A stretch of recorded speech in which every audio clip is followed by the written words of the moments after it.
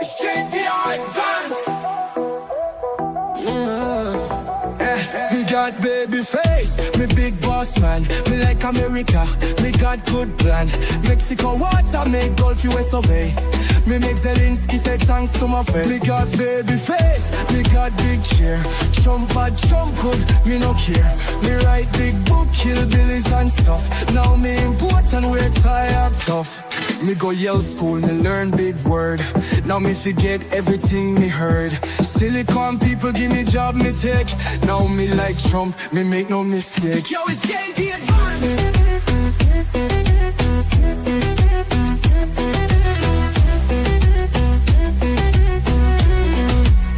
Me fight walk folk, me say never die.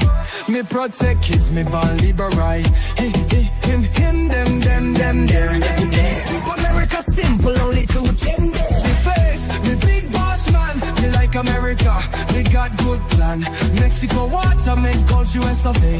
Me make Zelensky say thanks to my face. Too many gender for my agenda. Went on a bender, execo defender. Might take Panama just like na. Might take Gaza, pop then a plaza. Witness my majesty.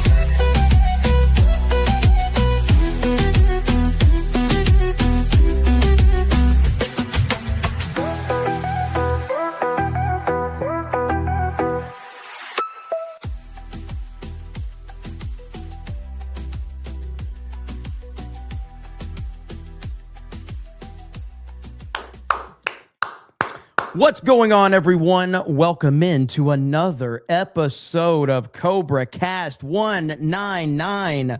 Are you excited? We are going to be talking aliens tonight. Oh, yes, it's going to be incredible.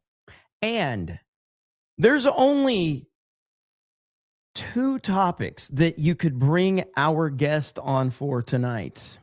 So we're going to be talking about aliens here with an expert on two things.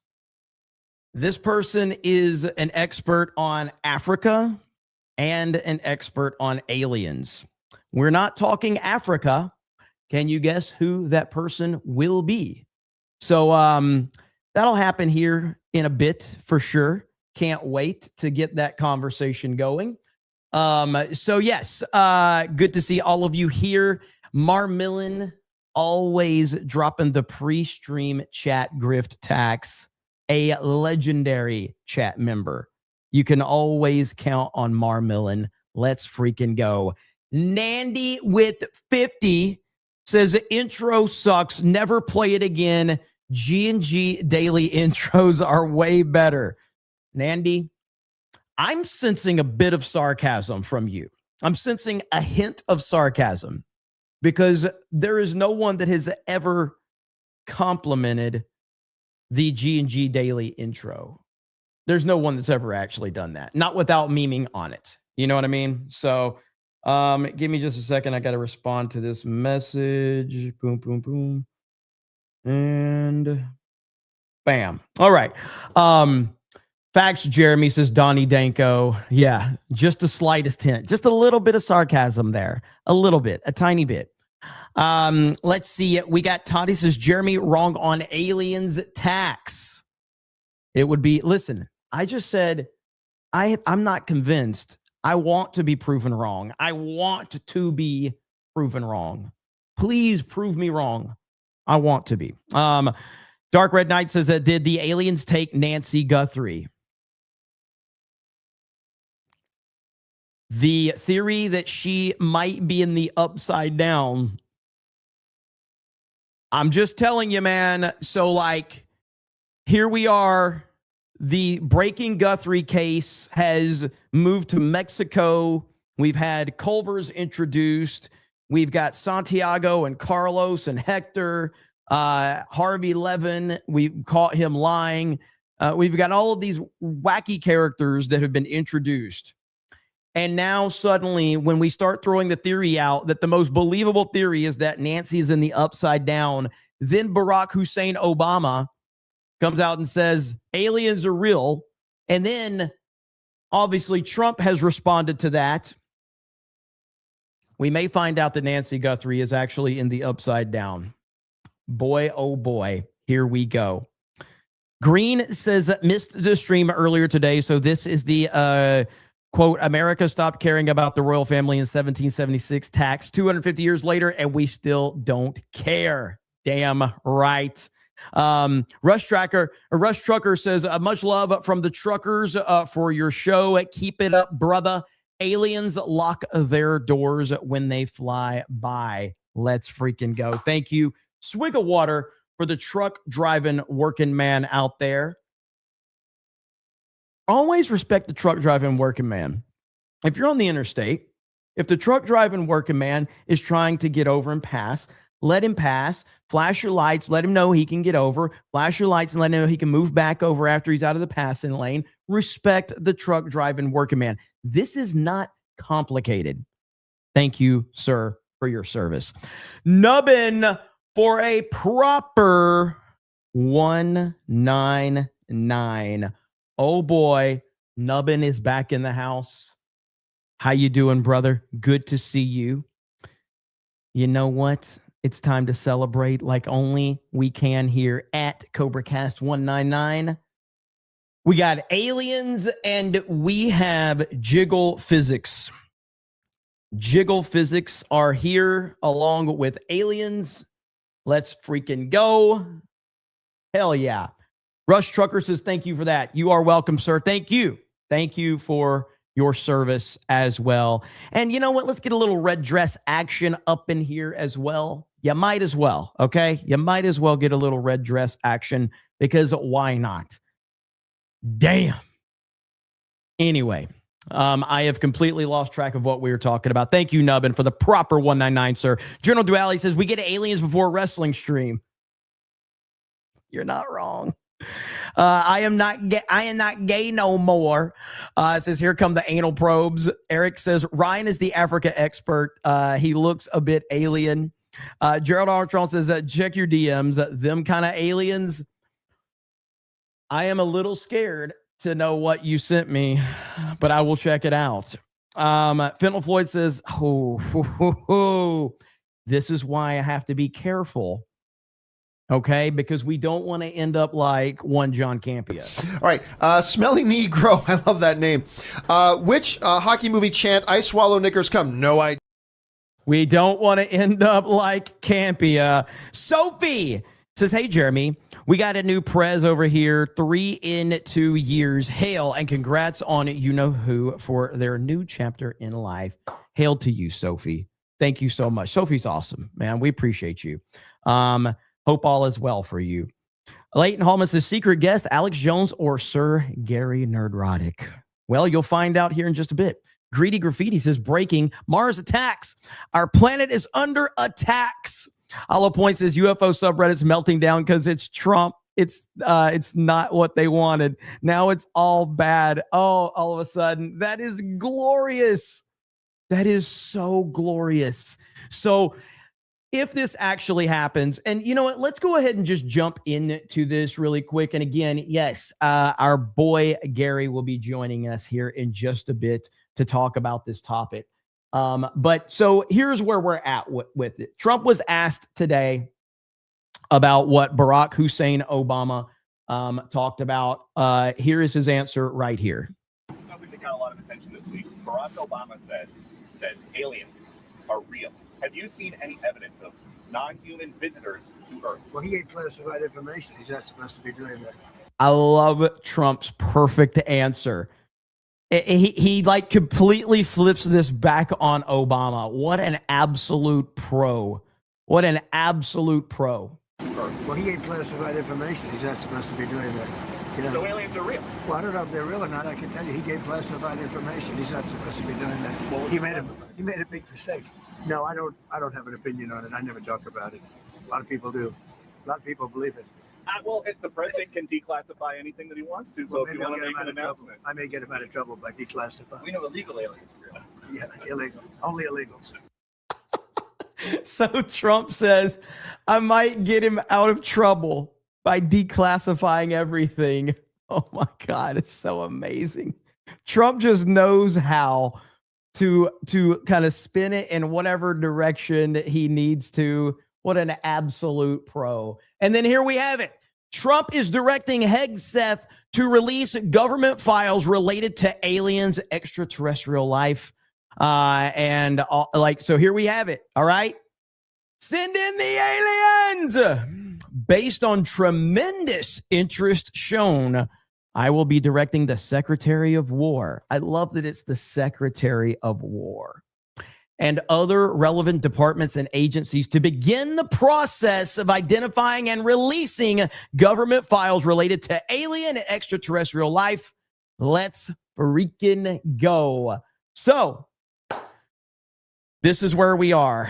This is going to be amazing to witness. I don't know how long it's going to take. I don't know how in-depth it's going to go. That's why we're going to bring an Africa and alien expert on here in just a bit to kind of discuss all of this. But this is where we are currently, and it's such a fun time to see this, like all of this stuff happening right now. Like Trump has just made everything so much more interesting, no matter what.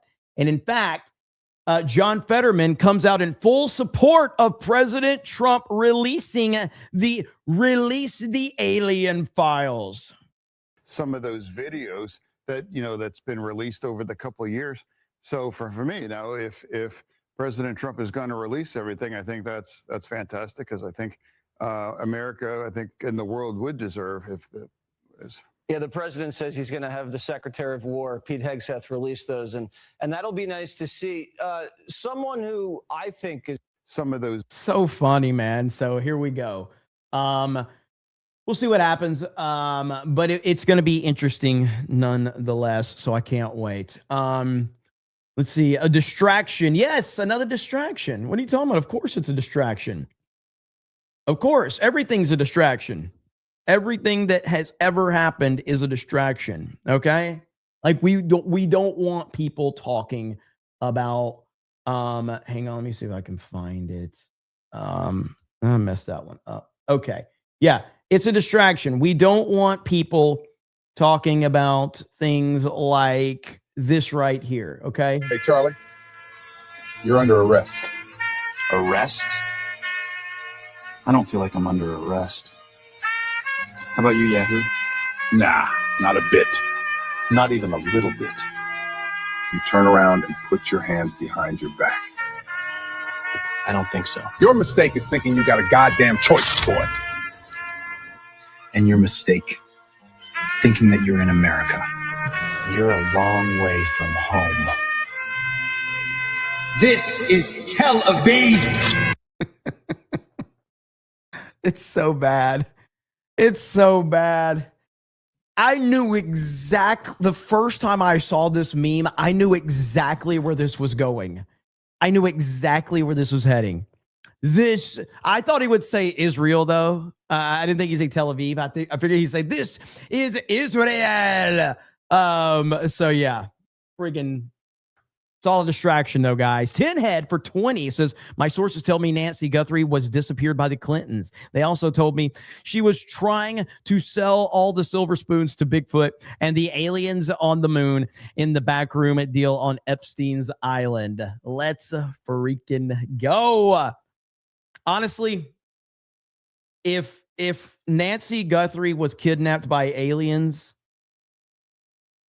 that will be the single best answer to what happened to her. Maybe when they release the alien files, maybe Nancy was taken by aliens and she will be the first person to give us information on aliens. She'll return, like she'll be like Benjamin Button and she'll start aging in reverse, and she'll end up being super hot in about like 40 years. You know what I mean? Like Nancy Guthrie will turn out to be the hottest woman on the planet about 40 years after she returns from space and her alien abduction. That is 100% what I'm hoping for, dude. That would be the coolest thing ever. So, let's see. This guy says, what the fuck is he talking about? I'm lost. Welcome to Cobra Cast. You represent 95% of the audience, my friend. So welcome to Cobra Cast. Time Magazine's Person of the Year, Nancy Guthrie. Hell yeah, let's freaking go. Wait, is she hot or are humans uglier? I don't know the answer. I have no idea. New viewer, yeah. Definitely a new viewer for sure. Let's see. That's effed up. Yeah, that literally is everything that we talk about here. So if you're offended, if you're easily offended, you're certainly going to get offended on this show. I mean, I can guarantee you. And if I find out that you're offended, I'll continue to do the very thing that you're offended over. This is not Moist Critical Charlie. All right. I don't sit there and just go, oh, the audience is mad. Let me give them a different opinion so that they won't be mad at me. I actually I find motivation by people getting aggravated. So we'll find out how you feel about that one. It'll be fun though. Jeremy offends me every day by being himself. That's nice. Thank you. Appreciate that. Jake Skywalker says they were sending kid yearbook photos of Epstein. VJ the Vigilant says a boomer cast tax. VJ says just get to Gary tax. Messed that. I sounded like Gary reading that one. Madney says, why the fuck would aliens be interested in tardos like us? That might be the most intelligent question anyone has asked so far, honestly. Captain Denzel, what's the over under Dims declare UFOs sanctuary cities? Maga Mike says, what if aliens are just as retarded as we are? Now that I might start losing faith in humanity. Like if aliens come down here and there's so let's just say aliens come to Earth and let's say they 12 of them come down here. But let's say that there's 9 regular aliens and then they have 1 black alien, 1 trans alien, and 1 lesbian alien just so they can have representation because their narrative was we're going to Earth, but we need to make sure we have proper representation so that the humans think that we are diverse. That's probably, if that happens, I will lose faith in everything. I'm like, even the aliens are caught up with social justice shit. Even the aliens are caught up in this shit now. Olympian Product says, people say Jeremy is almost there. Real Cobra Cast fans know that Jeremy is halfway there. Whoa, living on a prayer.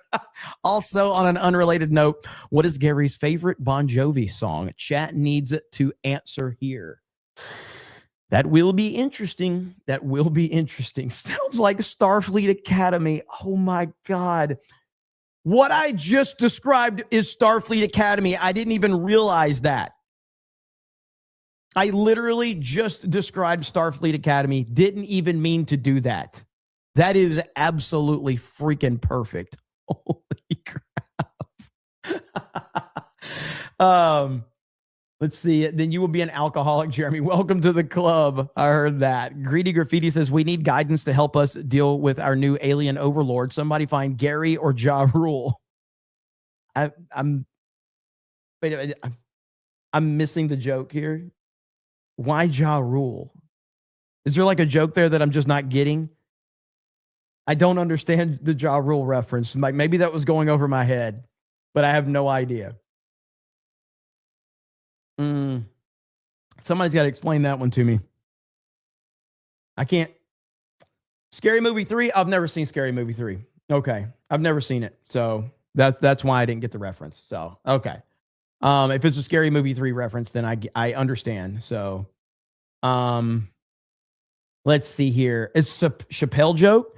John says, I'm offended by someone who has the initials SS who has good genes. Please be offended. CM says, if aliens showed up, the Democrats would definitely create a District 9 to house them all. Honestly, I mentioned District 9 to someone the other day, and I really, really want to watch District 9 again. It's been a long time, and it's a fantastic movie. So, Captain Denzel says at MegaCon, I'm getting Gary to sign a Bon Jovi album. Let's freaking go. I will pay to watch that. Maga Mike says District 9 is a great movie about deportations. Yes, it is. Yes, it is. So yeah, if you're tuning in, we're going to be talking about this crazy story that Barack Hussein Obama essentially created. And now we're at a point where Trump is releasing the alien files. And, you know, you're going to have some people that are going to be like, oh, it's a distraction, yada, yada, yada, yada. Okay. Everything's a distraction. Everything. Nancy fucking Guthrie is a distraction. The Daytona 500 is a distraction. The newest movie that comes out is a distraction. Starfleet Academy is a distraction. Everything's a fucking distraction. Ultimately, Barack Hussein Obama opened his mouth and Trump is just, I feel like Trump is fucking with him. That's what I think he's doing. Trump's doing some trolling. He's been known to do that a time or two. And I feel like that's exactly what he's doing right now, is he's basically trolling Obama and having fun with it. We do a little trolling. It's called we do a little trolling. So that's my theory on it. They love to have distractions. The Ja Rule reference is from the Dave Chappelle comedy special. Which one? Cobra Cast is a distraction from life. That's either a good thing or a bad thing. I saw Bunny Mom in the chat. She says, this is my third Jeremy stream of the day. I have no life. You clearly have an amazing life if you're watching 3 times me in a day. I mean, that sounds like a wonderful day of just, actually, it sounds terrible. I can't even front. It sounds awful. It really does. Yeah, I was on Geeks Gamers Daily today as well. So I was on Geeks Gamers Daily, and then I did a Cobra Cast, and now we're doing another Cobra Cast. So that's what we talk about with that. Sydney Sweeney is the distraction that I prefer. It's not a bad distraction. I will be honest with you. It's definitely not a bad distraction.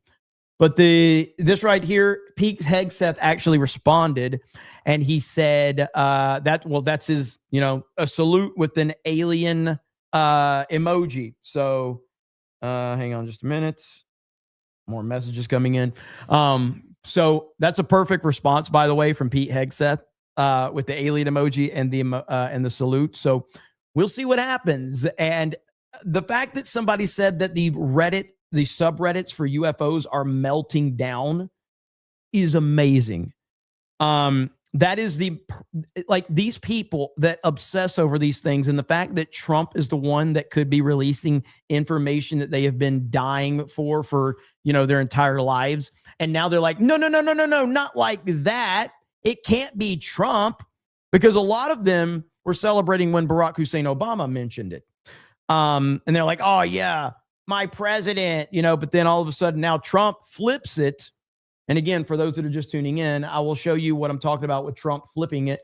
Trump was asked about Barack Hussein Obama's comment, and this is what he said right here. Something that got a lot of attention this week. Barack Obama said that aliens are real. Have you seen any evidence of non-human visitors to Earth? Well, he ain't pleasant. Now, the perfect way to answer this is because they said, have you seen any evidence? And Trump flips it completely on back to Obama. Well, he ain't classified information. He's not supposed to be doing that. So aliens are real? Well, I don't know if they're real or not. I can tell you he gave classified information. He's not supposed to be doing that. Well, he made a big mistake. Look at Caroline Levitt back there. She's loving it. She is loving hearing Trump answer this. No, I don't have an opinion on it. I never talk about it. A lot of people do. A lot of people believe it. Well, the president can declassify anything that he wants to. So if you want to make an announcement, I may get him out of trouble by declassifying. We know illegal aliens. Yeah, illegal. Only illegals. What a perfect answer. A perfect answer. Now, that was a few hours ago. And then, of course, we get to this point here where Trump makes the True Social post. I'm just calling it a tweet because I call everything a tweet. So Trump makes the tweet and he says, based on tremendous interest shown. And then Pete Hegseth responds. And you have John Fetterman, who has also shown full support for President Trump releasing the alien files. So pretty damn funny. Now, again, according to people in the chat, Reddit subreddits are freaking out right now that focus on this topic. I'm about to have Gary join in. He'll be in here in just a minute, and we're going to get his take on all of this because it was either Africa or aliens. And I was like, I need either an African expert or an alien expert. And we'll see. But without further ado, are you ready? Are you ready, Gary? You're not? Okay. Bring him in now. What up, Gary? What's up? How you doing, brother? Dude, UFOs. Let's fucking go. I know it. So how much do you know about what has happened? I just know we covered. I don't know. Yeah, okay, go ahead. Yeah, we covered Obama saying that they are real, but then saying there's no underground base and it must be a massive conspiracy if I don't know about it. And then I heard the Trump thing today, and that's about it. Okay, so you did hear the Trump response on Air Force One, okay, where they basically said, like, can you confirm what Barack Obama said? And he says, well, he's not supposed to be releasing classified information. He flipped it around on Obama, and then he says, you know, I may have to declassify it to save him. Classic Trump move right there, just to troll the hell out of him. And then Pete Hegseth responded to, so Trump made a tweet telling, you know, them, so right here, based on the tremendous interest shown. Have you read this? No. Okay, so this is where he says, like, based on the tremendous interest shown, I will be directing the Secretary of War and other relevant departments and agencies to begin the process of identifying and releasing government files related to alien and extraterrestrial life. So there you have it.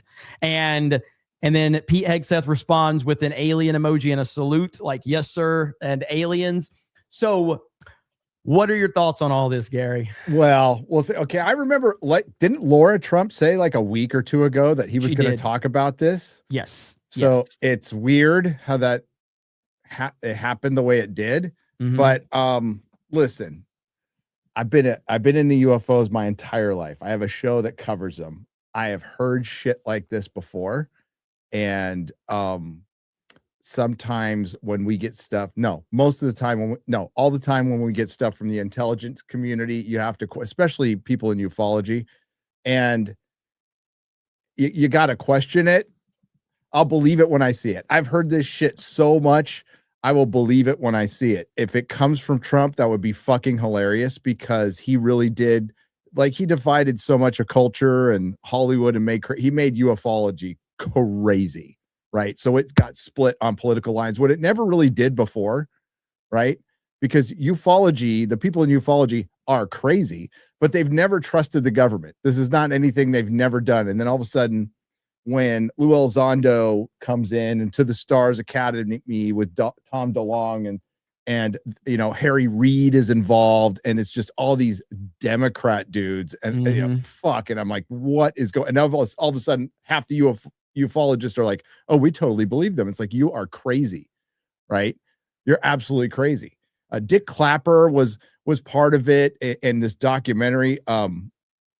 And Kurt Metzger went crazy on him.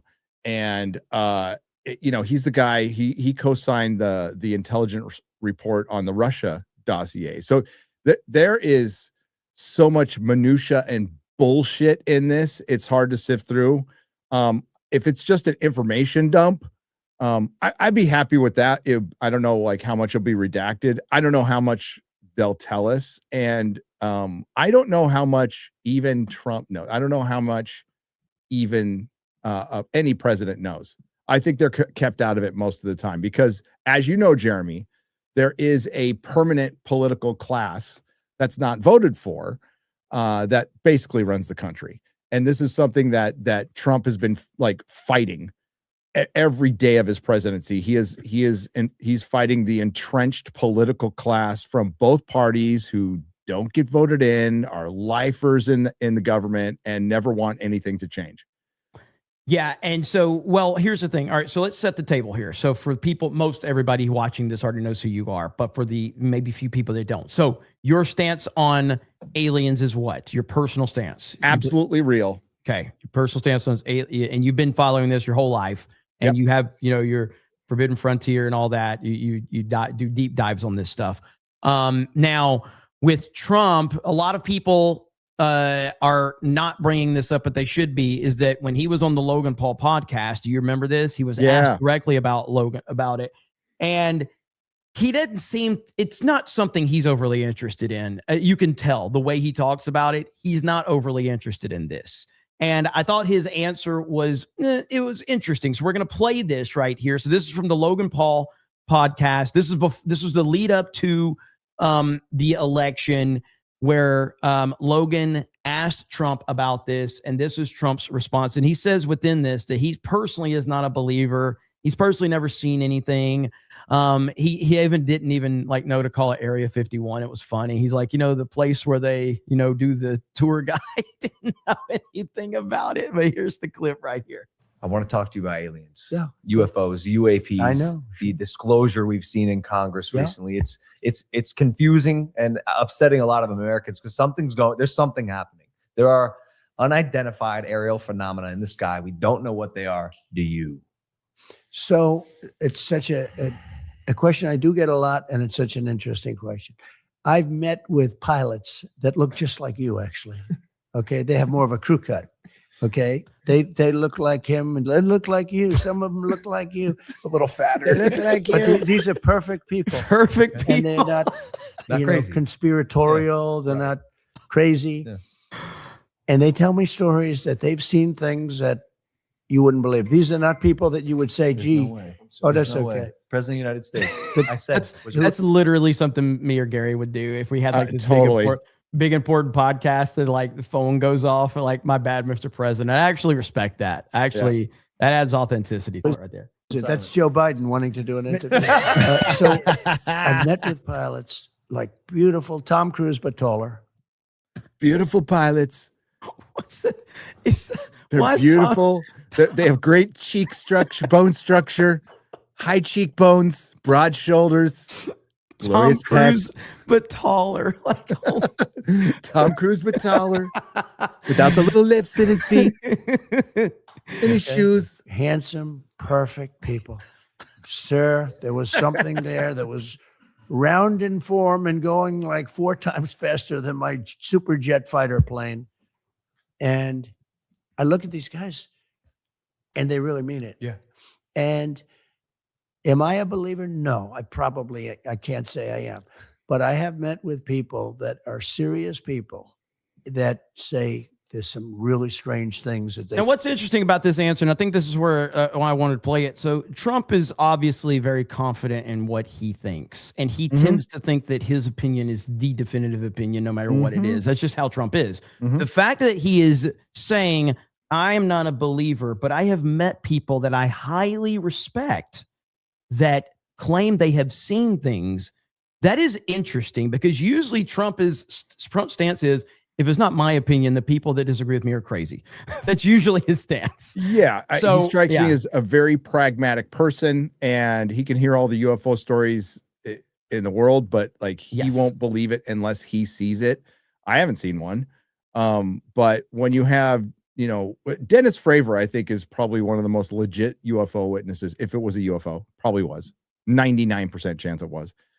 He was flying outside of San Diego in 2004, the Nimitz with the Tic Tac. A lot of people talk about the Tic Tac being one of ours or China. No, there's no way we have something that can go from the atmosphere to the surface of the ocean without leaving any sign of propulsion, no sonic boom or anything in under a second. There is nothing on earth that can do that. And whoever has that technology, if it's not us, we're fucked. We will be conquered. Yeah. So, and, well, now, I don't believe that they're real, but I hope that they're real. And I've never really gotten far into this. And what did Dennis Fravor see? Okay. If you need to look at the Dennis Fravor, he's like the most legit. He's a pilot. He was Top Gun pilot. Dude's like completely one of the most authentic witnesses we've ever seen. Mm-hmm. And he went in the Congress and he talked about his experience, and they got radar hits outside the Nimitz near this island a little south of the Mexican San Diego, Mexico border.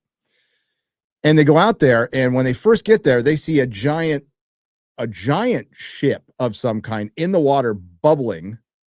And then they see there's like a fleet of these little Tic Tacs. Now they locked on to one, and Fravor started chasing it. psycho motherfucker. So the thing started fucking with him, started flying around him. And then where all the planes, because they were on an exercise, where all the planes were supposed to meet, it knew it was there. When they flew out there, that little tic tac was there. So it not only like flew out there faster like that, it knew where their coordinates were for their exercises. And see, this is what's fascinating to me about this, because with all of my heart, I want them to be real. You know what I'm saying? I'm a really kind of like definitive, like, you know, I try to operate in common sense to the best of my ability, you know, yada, yada, yada. So I hear these stories that like you're saying, and I'm like, oh, this gets my wheels turning. It makes me, because I mean, the universe is it's just insane. Like, do you believe that there are, wormholes and other galaxies and other dimensions There's out there? other dimensions, there's other realities, there's wormholes. I think it's more than likely, my opinion changes on this, because I don't know what they are. They could be interdimensional. They could be here the whole time, just live in the bottom of the ocean. I think it's most likely we're some sort of national park or petting zoo where there's multiple civilizations from multiple dimensions, completely aware of us, but they are so advanced, they do not need anything from us, and they just watch us. We're just observed, kind of like the uncontacted tribes in the middle of the Amazon or that island off of India. They just check in once in a while, and they don't really care if we live or die. I think now there's a lot of other theories, and we can go down that road too. But if they wanted to conquer us, they would have. But there's too many stories. There's too many stories from legit sources to ignore this. And those too many stories are still 1% of the stories, Jeremy. 99% are complete bullshit, or mistaking something else as a UFO. But then there's military guys going, yeah, giant lights flew down over the nuclear fucking missile I was working on and put in the code.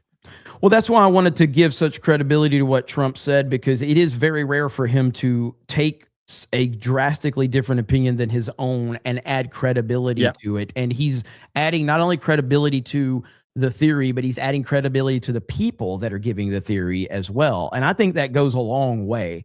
And it does, like when you're talking about a guy like that, who's so locked in on his own opinion, for it to say like, these are a perfect people. He doesn't describe anybody that disagrees with him as perfect. He just doesn't do it. That's not what he does. And so he's clearly talked to very, very credible people that are highly respected, that have told him, the president of the United States, that they have seen things that they can't fully explain. And that is fascinating to me. Really quick. So your camera, have you been having a problem with your camera lagging? Because I have mine. Like, is my camera lagging? Just a little bit for me. I don't know if the chat is noticing it. It's been happening to me too. So it's not even a big deal, because it's been happening to me for like the last week through StreamYards. So I don't know if it was just me seeing it, but either way, it's fine. Your audio continues to go through, but there's just minor hiccup here or there. I don't know. They may not be seeing it, but let's see. No, yes. Didn't really notice. Okay, so muted. Yeah. So if the you're not gonna get an honest answer out of the chat. You're gonna go, you're good, you're fine. You're gay. Now in all reality, with the lowest expectations possible, what do you think gets released? Low expectations. I think we the lowest expectations of, we get a bunch of shit we already know about. Like, we get the Nimitz, the Tic Tac stuff. Do we get confirmation that S4 exists at Area 51, or confirmation that we have crashed aircraft or ships that we're reverse engineering, and we have in cold storage, or an alien body parts, or an alien body? I don't think we'll get any of that. But that's what I mean. The government basically has admitted that there's, at least the hardest thing for a government to admit is there's something out there that they can't control that's more powerful than it.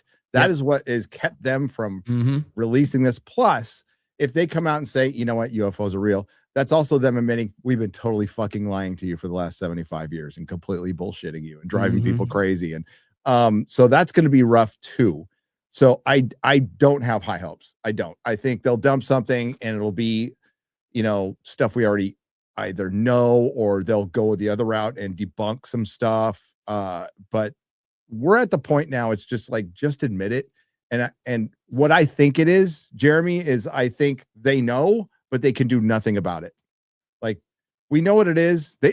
I don't know if we've necessarily talked to them. And I don't think they would talk to a president. I don't, but I don't think we'll find anything out that's earth shattering. Cause like, oh yeah, here's a piece of an alien craft. That would be earth shattering. That'd be awesome. I'd love it, but. Let me ask you about this one. So I don't have the exact quote in front of me, but I've heard Elon Musk say that through all of his knowledge and experience, he has never seen anything that he would deem aliens or extraterrestrial life in his experience. And if he did, he would put it on Twitter immediately. So how would you respond to the fact that Elon says he's never seen anything to lead him to believe that? I don't think he's seen anything. I think Elon would. I think Elon would blab it in a minute if he saw something, but it is really rare to see something. It is incredibly rare and random. And I think most of the time, if they're here, if they're that far advanced, if they're even 1,000 years advanced, they cannot be seen. So when we do see them, they either don't care or some anomaly happens, some atmospheric anomaly but I believe him. There might have been a time I didn't believe Elon, but seeing his act over the last couple of years, he's overly honest on the internet, which I really appreciate. Yeah, I mean, I think Trump had it best when he said Elon's 80% super genius and 20% he's got some problems. And then Elon responded to that tweet and he says, "This is accurate," with a laughing emoji. And I was like, that's pretty freaking cool, right? He's on the spectrum for sure. Yeah. Yeah. So, I mean, have you ever seeked out any, like, have you ever tried to seek out any extraterrestrial experience? Like go on a UFO? Yes. Yeah. I've gone to Area 51. I've gone the mountain over. I've hiked up the mountain over Area 51. I've driven up to the gate. And I've gone out in the middle of the desert with a telescope and sat there all night in total darkness. Didn't see shit. Didn't see anything, but it was fun. Yeah. I mean, it's almost like going out and hunting and fishing. It's like, sometimes it's just cool to be out there with the excitement of the idea that, cause I mean, you see people go, "Oh, fishing's boring." It's like, dude, the excitement of knowing something could bite. You may not get anything, but you're out there, you're all alone, and you've got your excitement and your wonder, and you have endless possibilities. And so just having that level of excitement is something we as humans are always looking to have. And so there's nothing boring about it if you have a passion for it. So that actually sounds cool. Do you have any plans to do any of that stuff in the future? And then right now, like in the near future? We're probably later this year. There's a couple of UFO conferences I'm going to go to. It gets weird and hippy dippy at these conferences, and the crystal hippies go out and try to summon the UFOs. I'm not going to do any of that shit. I kind of like going out in the middle of the desert by myself and just looking at the sky which sounds probably to some people like the most boring fucking thing in the world. But when you have a clear sky and all the stars and there's no light pollution, it's fucking awesome. Yeah. I mean, man, there's nothing like that.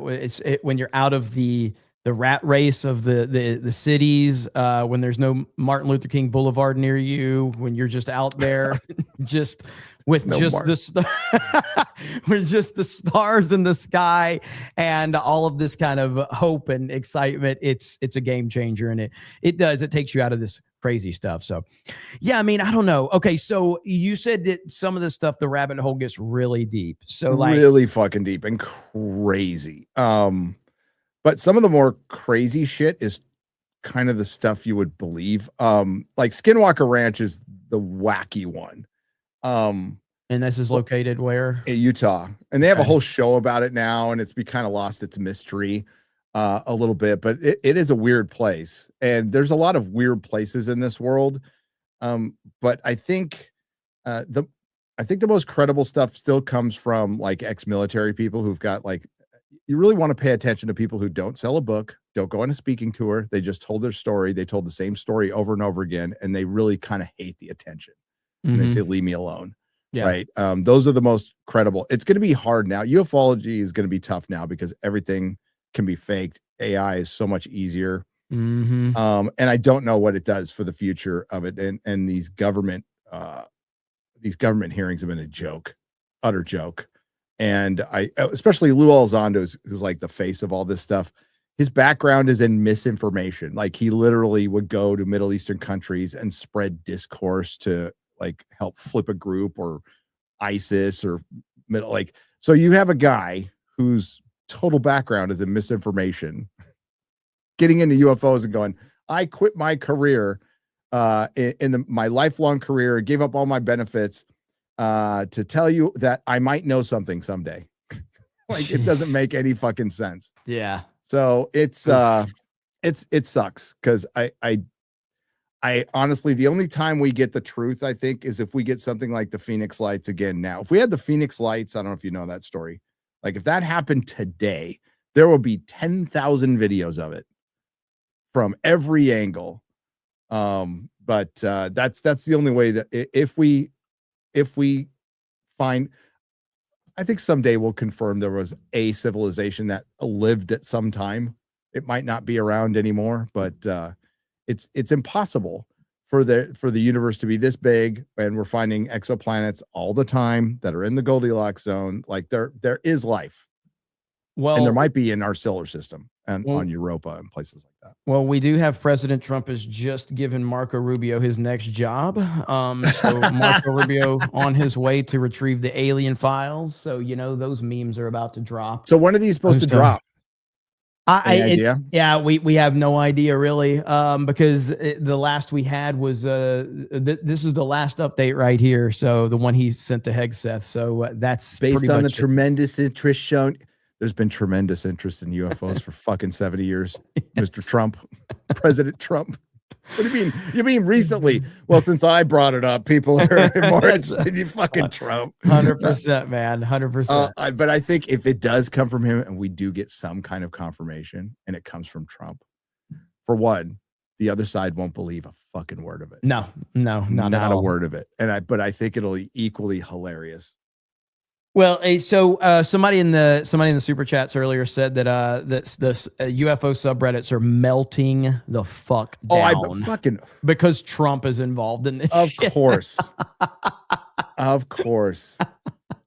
Fucking Reddit was always kind of bad, but it was never this bad. Yeah, it's like awful. So It's I remember retardation. I remember the first time I noticed I was getting, I was viral Reddit hated. It was bad. And this was early days of G&G. Yeah. And I was like, God, Reddit hates me. And then I just saw like they hated Mahler, they hated you, they hated everybody. I was like, oh, okay. It's not just me. Okay, thank You're goodness. amongst friends. Yeah, it's not just me. So I was like, okay, all good. Let's see. Dark Source Rising says, wait, you two know each other? No. Dark Source Rising. What's happening is I had to phone a friend when my channel was dying. And so I told Gary to pretend we know each other when my channel was dying to help me save it. And so that's really all. We're just faking it, pretending like we know each other for the sake of. Yeah, we're acting like the rest of the content creators. Like, so Gary has a secret Discord that no one knows about. So if your channel is failing, if you pay him $7,000, wink, wink, 7,000 shekels. That's right. He'll actually appear on your channel and help to make it not dead. So that's how this works. Shouldn't have probably told your business model. So I apologize about that one. So I've been exposed. Yeah, I heard that. Laughing Man, Gary. Oh, shit. Laughing Man. Says nothing.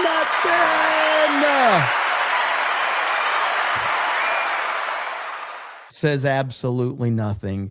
You know, this guy's going to be at MegaCon.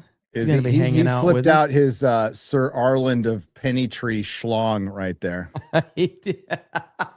I did tell you earlier, I'm caught up on it. Yeah. So it's very good. Highly recommended. So Laughing Man, we're going to do the RIPA celebration here a little bit later. Because there's a lot of reasons to celebrate for that since he got mentioned on Joe Rogan. So everybody should fail as much as RIPA. Yeah, dude. The fact that now it's like It's just beautiful. I don't know if you saw it earlier. So I was reacting to Ripa's appearance, and I said, I think in the next year, Gary's going to be on Rogan. I just think so. And I said, I have no inside information. Gary's has no plans. I just feel that the momentum is continuing to build. Many people that you know have been on recently in the past 3 months. You've had quite a few friends that have appeared, right? Yes. So, and I think you have a fascinating story to tell. And I just think, and plus you could just talk to Joe Rogan about all this crazy, shit. You know what I mean? Yeah. I would just talk about ancient civilizations in Atlantis for 2 hours. That'd be fucking awesome. Yeah, it would be amazing. And so, I don't know if he likes my take on Hollywood though. Yeah, but the thing about him is like you just said it. Like Rogan doesn't really bring people in to particularly talk about one thing or the other. He brings them in to just have a conversation.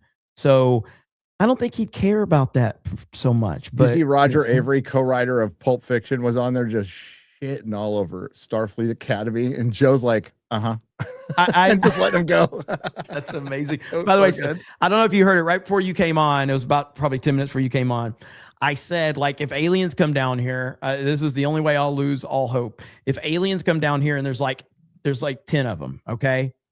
Let's say there's 10 aliens, all right? 7 of them are normal aliens, but then one's a black alien, one's a lesbian, and one's a trans alien. I'm going to lose all hope because that means that aliens are focused on diversity and inclusion. And then somebody said, you just described Starfleet Academy. Oh, man. I was like, that is fantastic right there. Absolutely perfect. Laughing Man, thank you, brother. And I hope you got in contact with Flash the other day. I know you're trying to get in contact with him. What's weird about his Twitter account is the first time he tried to DM me, I couldn't find him. It just could not find Laughing Man. We had to get his handle. I had to search his handle out. I had to go to his profile, then press the message and then find his message that way. It did not show up in my request or anything. It was really weird. This was months ago, but it was really strange. So I think Flash was having the same problem as Laughing Man, or as I was with Laughing Man. So he did. Okay, Shadow you got banned. it. Hell yeah. So, but thank you, brother. Really appreciate it. Looking forward to MegaCon. I'll hit you up. We'll work on letting you know what we got planned. We're still waiting and of course Gary will be there. We're still waiting to pin down the final details with the panel and all of that, but we got the meetup set up for Saturday night. Moz will be dropping links to that if you want to click that. Drinker will be there. Gary will be there. I'll be there. Ryan, G&G crew. Flash will probably be drunk off his ass. Ryan, last year, 2 years ago. 2 years ago, Ryan and Drinker, me and Gary witnessed it. Ryan and Drinker were completely gone, almost blackout drunk. It was bad. Like it was really bad. I still had the video. Of it. And even arguably X-Ray Girl is more drunk than both of them, but held her liquor better. Just gonna point that out. It's my girl. But they were so gone. It was so amazing. So you took Ryan home, and we took Drinker back to the hotel. I can never repeat what happened because Ryan was so fucking, if you ever tell that story, Ryan, the funniest fucking story I've ever heard. So fucking drunk. I'll maybe one day video of that. I did get video of that. I did get video of that. If Ryan gives me permission, but I don't really want to even say what it was, but let's just say that I don't know how to say it. I know how this chat goes. Nothing sexual, all right? There's no nudity. Ryan didn't but it was bad. It was bad situation. And there was another person there, and let's just say that we were considering having to deal with Ryan, having to go, bro, you're gonna have to go to sleep, buddy. Okay, you got to chill the fuck out. It was bad. Yeah, so you're gonna have to put him to bed. Yeah, it was bad. It was really bad. Got him back to his place and everything, and he was just one thing that started as he sat down and started playing the piano and singing. Now I did record that. I did record the piano of him singing. I did get that part, and it was awful. It was fucking awful. And we're standing there. Me and I don't want to name the other person was there with me. We're standing and he's just looking at me going, what the fuck? We're like, why isn't he going to bed?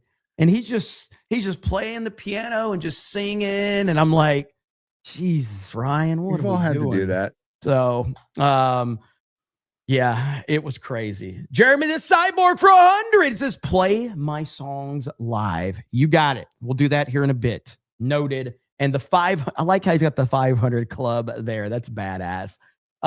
Okay, so back to this. If you're just tuning in, let me kind of reset the table for everybody really quick. If you're just tuning in, because I know there's a lot of people that are going, okay, what's going on? So we have people tuning in constantly. So Time to reset. Time to reset the discussion so people know what's going on. What was it?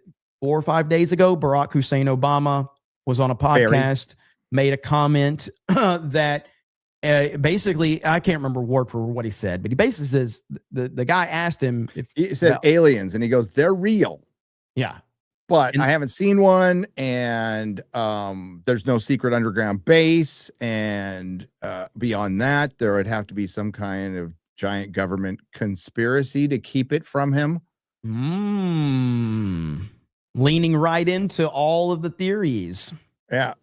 So that happened, and President Trump was asked about it today, and this was President Trump's response right here. Perfectly handled like only President Trump would do. Something that got a lot of attention this week. Barack Obama said that aliens are real. Have you seen any evidence of non-human visitors to Earth? Well, he gave classified information. He's not supposed to be doing that. You know? A perfect answer. Like, it's just there's so many layers to that, especially since he just got, didn't he go through, I don't know, some court trouble for bringing documents home that he's totally allowed to do as a president? So that's a multi-layered fucking jab there. Such a great answer. That is a pro. Dude. It's so good. Well, he gave classified information. He's not supposed to be doing that. You know? So aliens are real. Well, I don't know if they're real or not. I can tell you, he gave classified information. He's not supposed to be doing that. He made a big mistake. No, I don't have an opinion on it. I never talk about it. A lot of people do. A lot of people believe it. Well, if the president can declassify anything that he wants to, so if you want to make an announcement. I may get him out of trouble by declassifying. We know only illegals. If we get confirmation of aliens because fucking Donald Trump wanted to troll Obama, that would be just so human. That would be such a human race thing to do.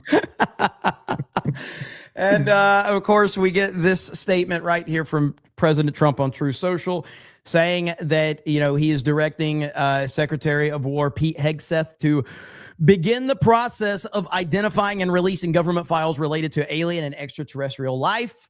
So there you have it. Pete Hegseth responds with a salute and an alien emoji. So that is kind of a setting the table for a lot of this. And like I said, I had 2 topics I wanted to talk about tonight, and I was like, it was either going to be Africa or aliens, and Gary is an expert on both. There we go. So what do you need to know? You know, we need Gary over here. That is an inside joke from your Piers Morgan appearance for the uninitiated that don't know that. You being on there to talk about Africa, it's amazing. Dude, they had me on there with 3 black people. And they're talking about starving kids in Africa and some singer, and they had the singer on, right? Who was saying basically Bob Geldof shouldn't feed starving kids in Africa because he's white and it makes them look bad. It makes Africa look bad. And I told the guy, I'm like, I think starving kids in Africa makes Africa look bad. I don't know. I don't think it's Bob fucking Geldof. Oh man, that's so good. Yeah, I think they rolled to me and I said, well, you know, being the Africa expert, I didn't get to roll in I've read all the Black Panther comics and I've seen all the Top Gear specials in Africa. So I am an expert. The fact that you and Drinker are regulars on Piers Morgan and I'm basically the relief pitcher if neither one of you are available shows how retarded of a world we're in. It makes no sense at all. It really doesn't. That's what people say, like, Jeremy, you've been on Piers Morgan. I said, they only want me on if Gary or Drinker's not available. Okay. Not really. They were going to do like a Melania thing, the movie thing. And there was a WWE. There was a WWE when they were going to try to get me on too. They should have got you on for that one. They were asking me, and I'm like, you should ask Jeremy. Yeah. But yeah, what a world we're in where we're regulars on that. So anyway, so that was kind of setting the table for all of this. And then Gary has, extensive knowledge on, all of this with Forbidden Frontiers. And tell them about that really quick. Your Forbidden Frontiers. Oh, show. Forbidden Frontier. We do it Sunday night, 5:30 Central. Usually when Jeremy's streaming and Ryan's streaming. and we talk about ancient civilizations, UFOs, anything paranormal. It's been my favorite. It's just interesting. I don't necessarily believe everything. I think the most legitimate information comes from the ancient civilization sphere. I think we have the most evidence of that proves. That's the thing I'm most interested, that there might have been a prior civilization that was pre-Diluvian that the Bible talks about, and that we are just a legacy from that. And things like math and astronomy are all stuff that weren't discovered. They were rediscovered by us. But yeah, and then we do the UFO, we do Bigfoot, we do ghosts, we do it all. It's fun. Hell yeah, man. It's fun. Art Bell is like one of my inspirations. Art Bell was the greatest host of all time. And one of the greatest interviewers of all time. Unfortunately, we lost him to demons. He died of a drug overdose, but the man was a legend. And I do it in the spirit of Art Bell.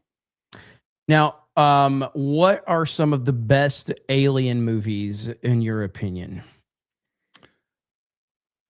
Well, Alien. Obviously. Yeah. Yeah. Aliens. I still think the best and so for people who've never seen, Alien and Aliens are drastically different, but both awesome. Totally, So like yeah, one of one's them is slow burn horror movie. Yeah, and horror movie, slow burn, and the next one's like a lot more actiony and fast paced. So, but like the best UFO movies, I think Close Encounters of the Third Kind is the best. It's the one that, like, it's the first one that took it seriously. It's got Alan J. Hynek in it, who was like the godfather of UFOs. He used to be in Project Blue Book, and his job was to debunk everything. But he did. He's the one who came up with swamp gas and everything. But as time went on, he became a hardcore believer and then a ufologist afterwards. So he's kind of the godfather of all this stuff. I think Fire in the Sky, the Travis Walton biopic, which is, I mean, it's sensationalized a little bit, but that guy has I'm not a big believer in UFO abductions. I think that guy's completely telling the truth. And I've met him a couple of times. He's a legit dude. I think those are Dark Skies is a good show. There's great V. I think V is fucking, you remember V, the miniseries from the 80s? I don't think I saw that. Oh, no. V is the shit. Well, how do you feel about Signs? I've only seen Signs one time and I did not like it. I think it's retarded. Yeah, I don't like it. And I typically retarded. don't like M. Night Shyamalan movies. M. Night Shyamalan movies, they make you believe that you're going to get something fantastic, and you almost always end up disappointed. Now, The Sixth Sense got spoiled for me, so I never got to appreciate that in its glory. And I understand that that one was a huge success for him. But like outside of that, like The Village was a disappointment. Signs was a disappointment. It was Lady in the Water. Like it, but Signs, like I was so excited for that movie, but I've only seen it the one time back when it came out, and I was completely disappointed with it. I know a lot of people do like it, but so you weren't a fan of Signs. Not a fan of Signs. Independence Day was schlocky, but I loved it. I love Independence Day. I mean, it's kind of like it's a summer blockbuster. It's not to be taken overly seriously, but it's fucking awesome. Yeah. My memory of that is that was the first time I'd ever been to a movie that, like, when did that come out? 96? 1996? Yeah, mid-90s. So that was the first time 6, 7, 8. that I went to a movie that, like, I had at that point in time that I stood in line for. Like, you know, and it was like there was so much excitement for that. Like, it was insane, and it paid off. Now, I remember going to see Jurassic Park, but I don't remember standing in line for Jurassic Park. I remember going to see it. I don't remember if I saw it opening weekend. I have no idea, but I'm just saying the memory of me seeing that movie at that point in time, that was a great memory. And man, it was awesome. Chat's mentioning a great one, Contact. Absolutely brilliant fucking movie. And I think the most grounded one since Close Encounters. But yeah, the best one is 1992 Space Movie. Space movie, Chat. yeah. Yes. You are 100% correct. And then the X-Files. X-Files, one of the greatest shows ever. Absolutely fucking banger show. But yeah, no, 1992 Space Movie is the quintessential alien film. Dorkman says first wave TV series 1998. First wave TV series. First wave. I'm not familiar with that. Not Andromeda Strain. Yeah, I've heard that. I probably have heard of that. I don't remember it, but yeah, I've lost half my brain. I'm like Baelor Targaryen, but I just still walk around.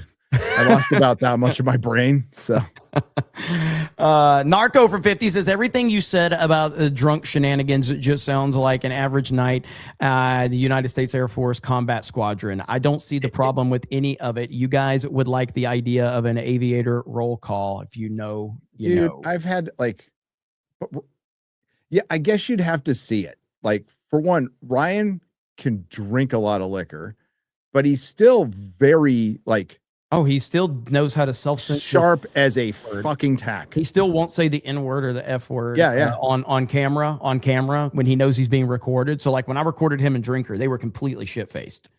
But he still didn't say the thing that he says all the time off camera because he knew I'm on camera. I'm still coherent still enough, aware. You know, so Drinker was just like super happy and easygoing. So we're like, hey, buddy, I think you need to go home. He's like, okay, guys, let's go home. I had a really good time. And then he went and threw up in the bushes. So I wish I would have gotten a picture of the critical drinker throwing up in the bushes at the hotel. But it was great. And dude, listen, my wife drinks. So there's been many a night where I've had to hold the hair up and she's throwing up, you know, doing my husbandly duties. And put her to bed. Elite Super Grunt says Jeremy doesn't like Dune, so his thoughts on sci-fi are avoided. I love the Dune movies, if that's what you're talking about. Yeah, I like the first one more than the second one. There haven't been a lot of great movies that deal like in a very grounded way alien invasion. There's been tons of them, but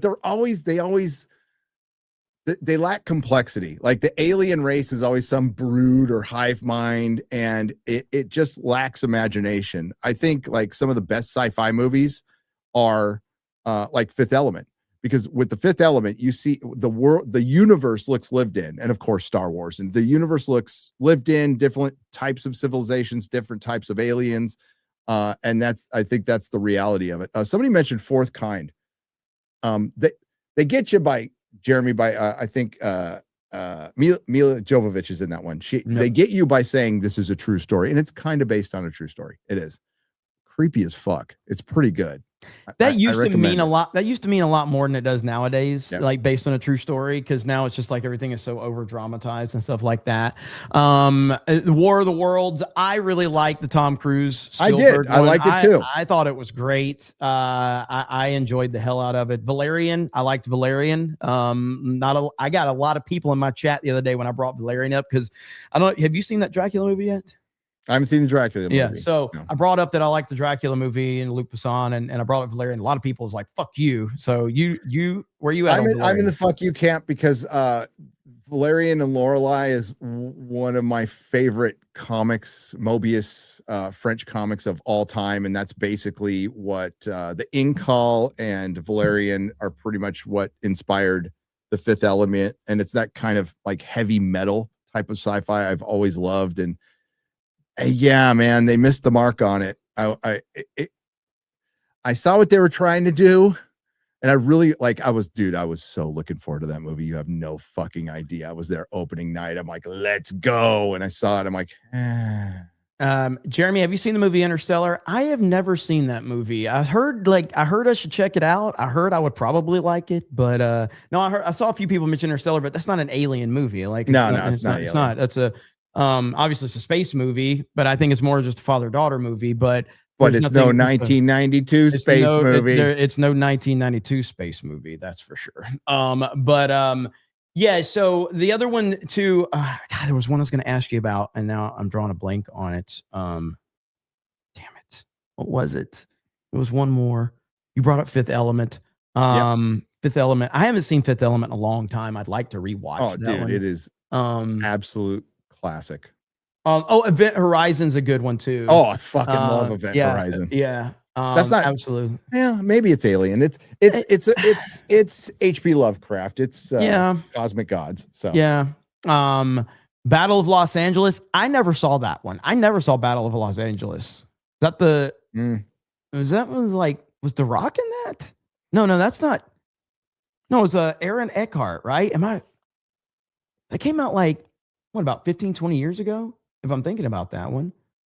I can't remember. Years ago? Yeah.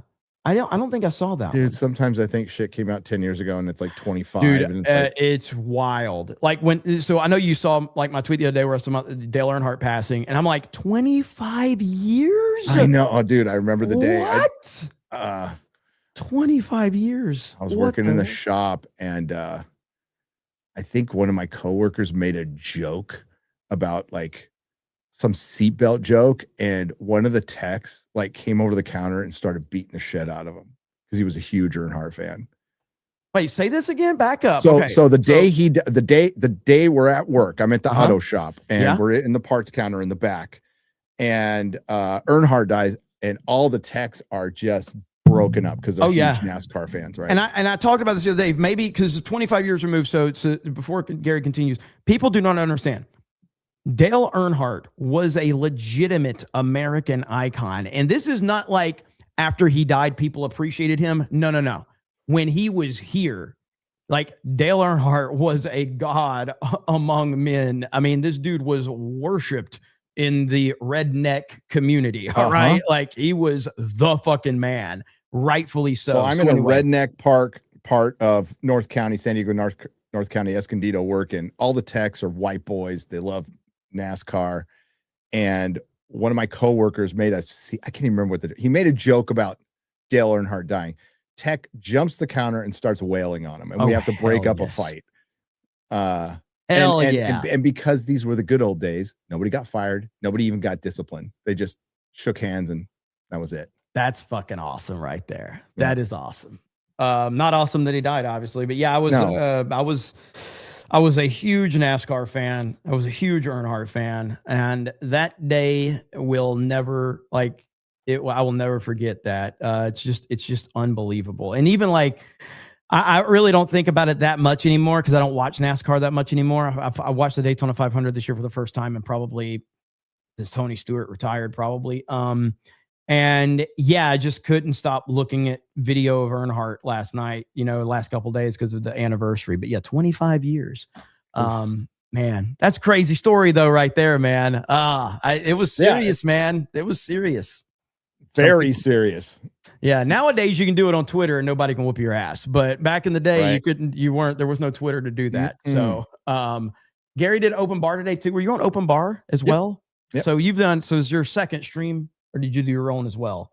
Well, I did a watch party for Star Trek in the morning. On my side of town. All right, so you're third and my third. I'm taking a day off. So just doing streaming. I was good. I actually started. I told you I wasn't going to start my Starfleet review, but before I got on, I started it. Like what the hell? I thought of something funny.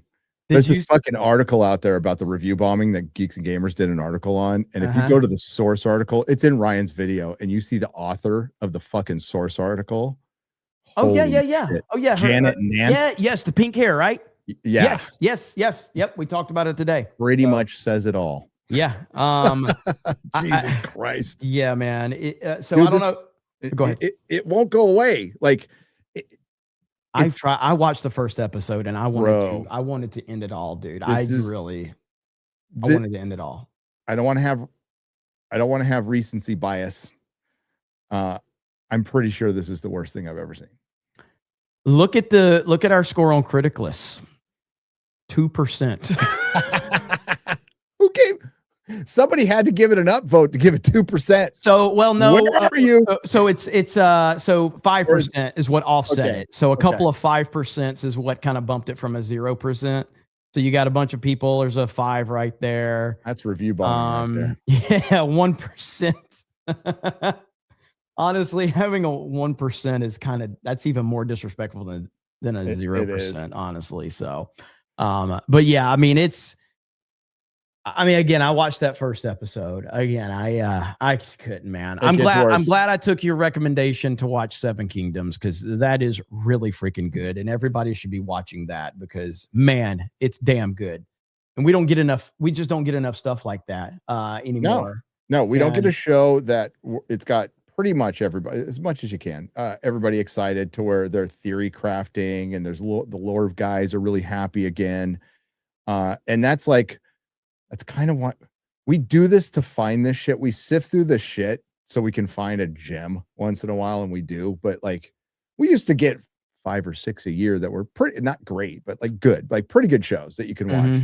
I think we might get 5 this year, which is great.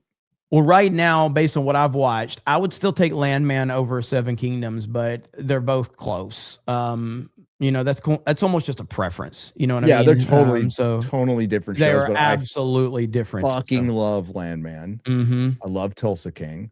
Yeah. You haven't seen The Gentleman yet. I recommend The Gentleman, but Mobland season 2 comes out this year. Yep, looking forward to that. So I think we're going to be in streaming. Reacher is coming out. I think we're going to be eating pretty good streaming. I think we'll be eating shit with movies, but yeah. There's a lot of movies coming out this year, though, Tons. man. There's a lot. And I think there's going to be a handful that could be very good. Hey, listen, I got to call it like it is. That Toy Story 5 trailer today was fucking good. It was. It's really fucking good. Okay. It's really good. I didn't see it. So. It was a good trailer. It's very shocking to me. It's almost like what Toy Story 4 should have been. Doesn't mean the movie's gonna be good, but the trailer was actually good. You got Project Hail Mary. A lot of people are hyped on that one. I think that's gonna be good, dude. You've we got Spider-Man. Odyssey has a ton of questions right now. You in the surrounding Peaky that, Blinders? so I have just recently started Peaky Blinders. So I just recently started. I'm loving it. So the trailer for the movie coming out looks pretty good. Yeah. Street Fighter, which could be complete dog shit or fucking awesome. There's really no in between on that one. I don't think there's a middle ground on Street Fighter. I really don't. And I am looking forward to, you're going to be shocked, chat. I am so much looking forward to The Mandalorian and Grogu box office failure, because that's what it's going to be, baby. I can't wait to watch this shit blow up, because I don't think this is going to be, I'm not saying it's going to be Marvel's. I don't see a success, man. I really don't see a success. Dude, you need to find your Star Wars hat, throw it back on. Yes. Do a car video. You need to do it. We need to go. We need a little 2019 Jeremy from that one. It looks terrible, dude. It really looks bad. It's bad. Awful in all the best ways. Yeah. And there just doesn't even seem to be, there's not even a lot of enthusiasm one way or the other. No. There's not a lot of hate. There's not a lot of likes, loves. It's just kind of like people on both sides are just like. Yeah. Reaper pointed out today that the He-Man trailer has like 65 million views. Insane. And the Mandalorian and Grogu has 11. Yeah. Yeah. So right now, if you look at it, and I haven't done a double check on this in a week or whatever, but based on the trailers that have come out this year for movies, Masters of the Universe is the biggest trailer. The Odyssey has the second biggest trailer, even more than Doomsday. And then the Doomsday trailers, which they're multiple ones. When we get a mainline Doomsday trailer, it will be the biggest trailer of the year. It will. A mainline one. But the Doomsday trailers have been okay. Those Star Wars trailers have been really bad. Those numbers are really fucking bad. Like, there is, like, I just don't understand it. Like, Masters of the Universe, I did think it was a good trailer. I very much enjoyed it. I know there's some issues. You got a race swapped, Idris Elba in it and all of that. But like overall, a lot of people, I think, misread the he/him, moment. I viewed that as like very much on the nose. I didn't view that as like pushing an agenda. But yeah, so I can't believe that's the biggest trailer of the year so far. That's crazy. Imagine, I just think there is a huge older Gen X fan base who's never, yes, I know the Dolph Lundgren one, but they've never really gotten that He-Man movie that they've been dying for. And think of it like, in a strange way, Wonder Woman. Wonder Woman was a success because Awesome it was movie. a major superhero character that hadn't really had a movie. So it's the first time you're seeing it. And I think it's kind of a similar thing here. And who knows? It might be good. Imagine if they really, and I mean, I don't mean in a grounded sense, took seriously G.I. Joe and did a real G.I. Joe movie. I think it would fucking kill. It would, but they won't. They won't do it, man. They just released the fucking female Snake Eyes on the Hasbro classified line again. Jesus. They killed Snake Eyes off, and they brought this woman. This was already a failed. This was already a failed thing in the comics. There was already a failed thing in the comics, and now they're bringing. There was this big fucking hoopla about Larry Hama returning to, introduce these new Hasbro classified GI Joe, and it was this fucking female Snake Eyes bullshit. And I'm like, we're doing this again. It already he ain't failed the Larry once. Hama of fucking 40 years ago. No, he's not. He's not. But so yes, you're right. Like not a overly grounded GI Joe, but like it doesn't have to be super fantastical either, because that's one. GI Joe was at its best when it was relatively grounded. Like once it started moving into the fantastical Cobra Law and all of that, I love that shit. So it's very divisive though. But when G.I. Joe moved into the more super sci-fi fantastical is where they started to lose a lot of their fan base, and people started losing interest. So keep it somewhat grounded with minor fantastical elements. They're not going to do it though. I really just don't want them. I don't want anything. They don't. I don't even want them. I don't even want them to, like when they tease G.I. Joe at the end of that Transformers movie. But I guess all of that has gone out the window. Thank goodness, because holy shit. I tried to watch that Transformers movie. It was not good. There's only 2 good Transformers movies, live action anyway, in my opinion. The first one, I will die on the hill that the first one was good. I like Bumblebee. And Bumblebee. I like first Bumblebee. 15 minutes of Bumblebee. That opening of Bumblebee is awesome. Awesome. I love Bumblebee. But after that, like the rest of the Transformers movies are horrendous. They're really bad. And I remember going to the Marky Mark one, and I'm like, Michael Bay's going to fix this shit. We got Marky fucking Mark. 15 minutes into this shit, dude, my head, I was like, I had a headache. I'm like, I don't want to be here. I don't, yeah, like bring Shia LaBeouf back. Did you see he got arrested in Mardi Gras? Yes. Dude. Didn't he like convert to Christianity? Is he now off the wagon? Or just fucking child actors in Hollywood. Shia is a very, like, he is a wild dude, man. You ever seen that video of that guy on the motorcycle that pulled up next to him? Yeah. It's the greatest fucking video of all time. It's like this guy on a motorcycle with a GoPro. He's just flying through traffic. He pulls up. I'll show the chat so they see it. He's just flying through traffic. And then Shia LaBeouf is just sitting there, just staring a fucking hole through him. And it's like the greatest shit ever. And it's like, how does this even happen? How does this even happen? I think Shia LaBeouf got passed around Hollywood probably pretty hard. Probably. Here we go. You might have to feel a little sorry for him. How does this happen? Okay, so this guy is on his motorcycle. This is amazing. Here. All right, so there's the truck that Shia is in. Okay, right here. It drops right there, an arrow right there. Okay, so watch it. Here we go.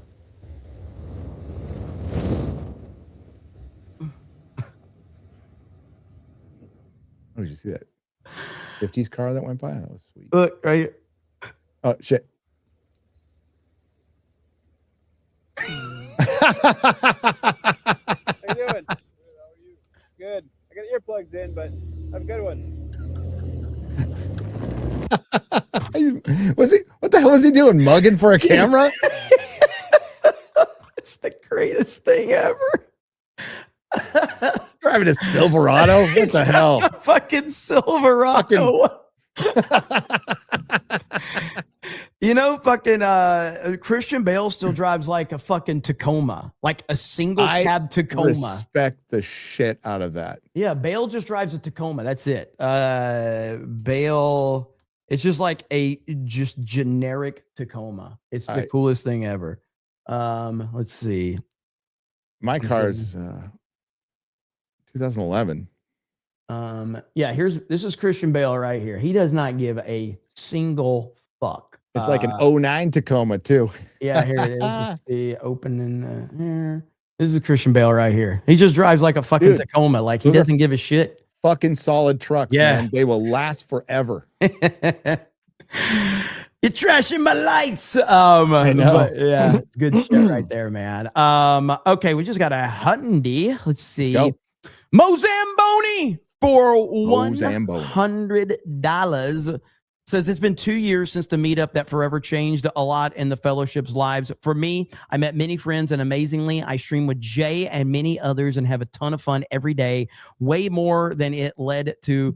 Way more than that it led to something great. 2 nerds getting married. Hail, Mrs. and Mr. and Mrs. ABF. Look at there. Yeah. Good stuff right there, man. I got to hang out with those crazy kids in Egypt, and they are just, I'm going to get super gay here. They are just in love. Yeah, they're awesome. Stupid in love. It's like really kind of uncomfortable. They're like, booty, booty, booty, booty. Oh, yeah. Happy Jessica. No, ABF, Jessica, they're fucking awesome couple. And not the only couple to get married from this sphere. Yeah. You know, so. Yep. Yeah, crazy things happening. Horror. How do you say that now? Horror.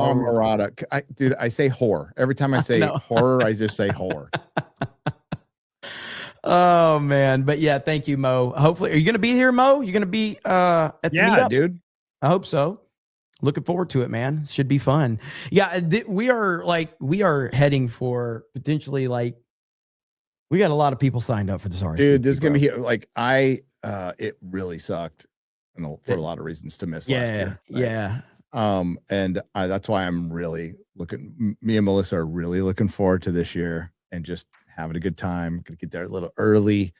I think it's gonna be great. These are oh my God, I don't want to get too gay. These are really special because for one, we've managed to do these quite a bit now.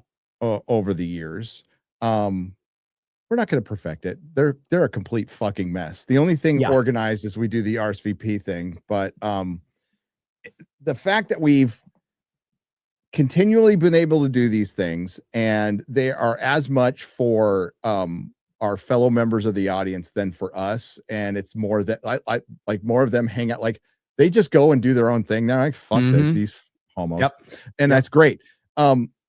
But they started as a thank you to you guys. We didn't like make up the meetup, but I think doing them this continually and keeping them free and just making them like a big party because it's a thank you to you guys because we have the greatest gig in the world and we are retarded. Yes. We have no business being here. Yeah. We don't say that like as like just trying to go like, oh, we're memeing on ourselves. We are idiots and we're very lucky to be in the position we're in. I'm very thankful for that. And you are talking to a guy who drank bleach to beat a pee test. True story. God damn it. How much bleach did you drink? It was just a little shot. So what I was told by a drug addict, so it had to be true, is if you put like a teaspoon of bleach in water, you'll beat your drug test. So I did it and survived. I drank fucking bleach and survived. Now, did it work? Says laughing.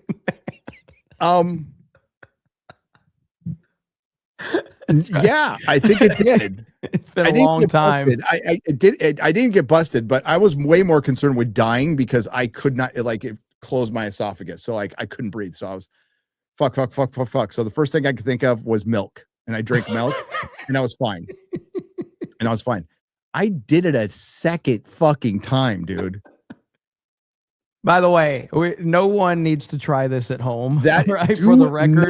Do not do that. Okay, don't ever fucking do that. Never try this at home. If you want to beat a pee test, they sell fake pee. Yeah, they sell fake pee now. Yeah, never try this at home. All right. No. Don't ever fuck. I should not be here.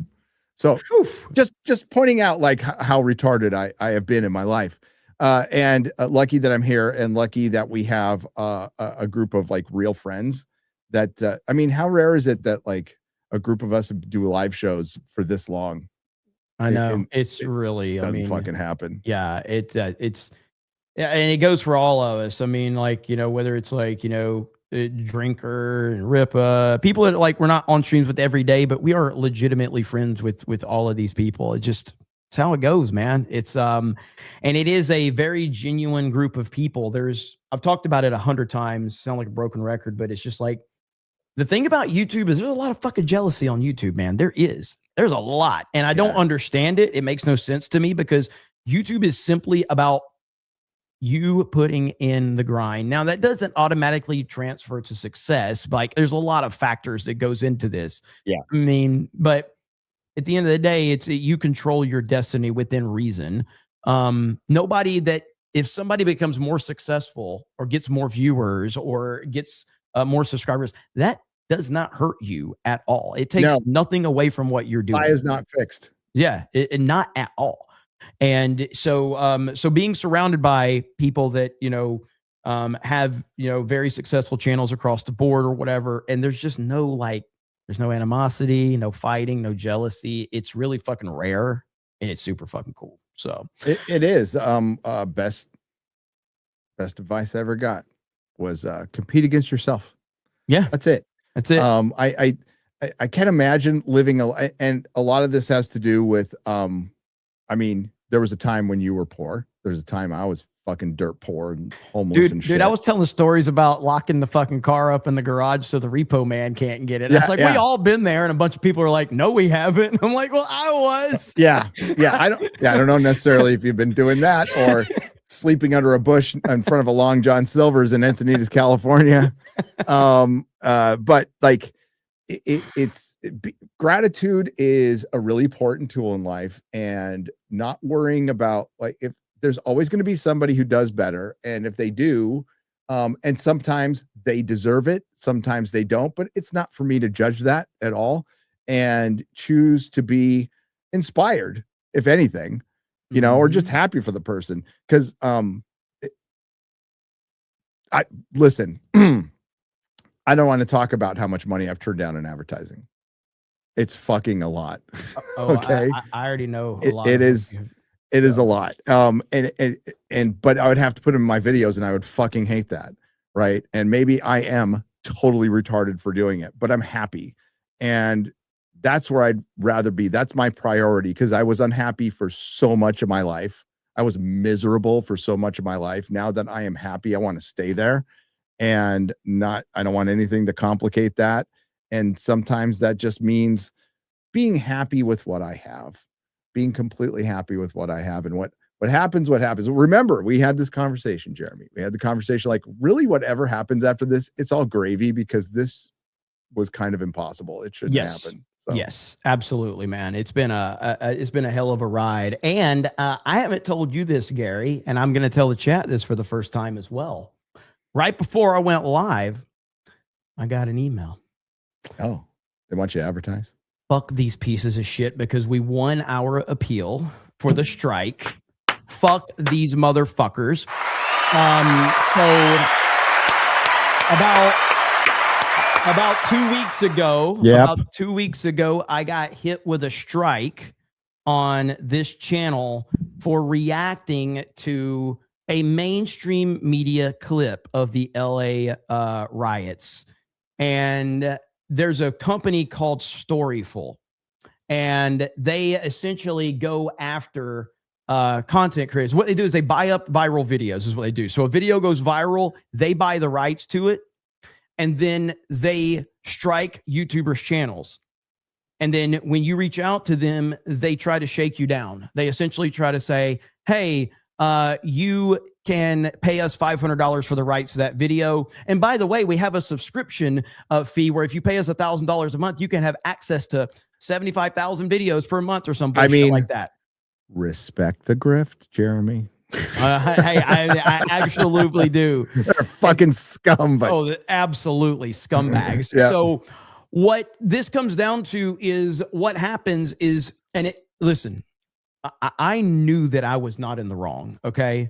but I was scared to fucking death. I called Gary as soon as, or I was on the phone with Gary when I found out. We were on the phone. We were when you literally found on out. the phone. Yeah. I'm like, you mean Gary talking about something? I says, oh fuck. He goes, what? I got a strike. He goes, you got a strike? I'm like, dude, I literally got a strike on D-Day Cobra. He goes, what? So we're talking through it, and everything like that. So yeah, so they essentially, I got scared because having a strike on a channel, just so people that fully understand, 3 strikes and your channel goes away. You're done. If you get 3 strikes. Now, this falls under fair use, but the language that is used anytime you challenge and counter anything is terrifying, especially if you're a smaller YouTuber that you've never been through this. If you read the part where your channel could be taken down if this is a false claim, blah, blah, blah, blah, blah. They bring but they bring legal stuff into it. Like if you are falsely, if you falsely are sending this counterclaim, you could be subject to a court of law. Like it's very intimidating. And so that's what these companies do, is that they they put people in a terrible position. Even if they've done nothing wrong, they are falsely claiming videos. And I guarantee you they're making a lot of fucking money off this, because most people are not going to fight them. I talked to Kirsha. This happened to Kirsha.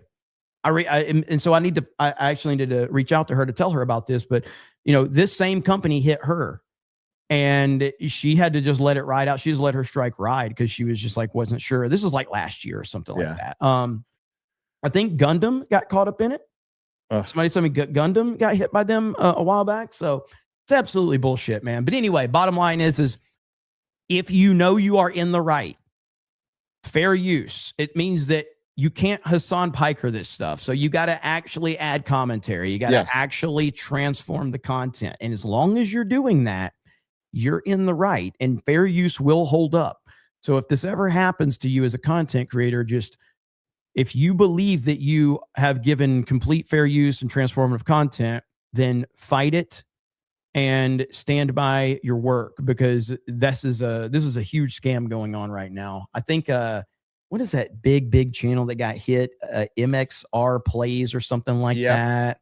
I think they got really hit by this stuff last year. So pretty crazy, man. And YouTube's not going to do anything about it, but a lot of times if you fight it and your language and your reply is good, you can win. There's only one company that you will lose every time to, and that's Warner Brothers. Brothers. So they hit. Yeah, I've heard they're like, I mean, we've been like claimed, but they don't strike you, right? They don't strike. No, they just claim. They claim. So just so everybody in the audience understands, there's a copyright claim and there's a copyright strike.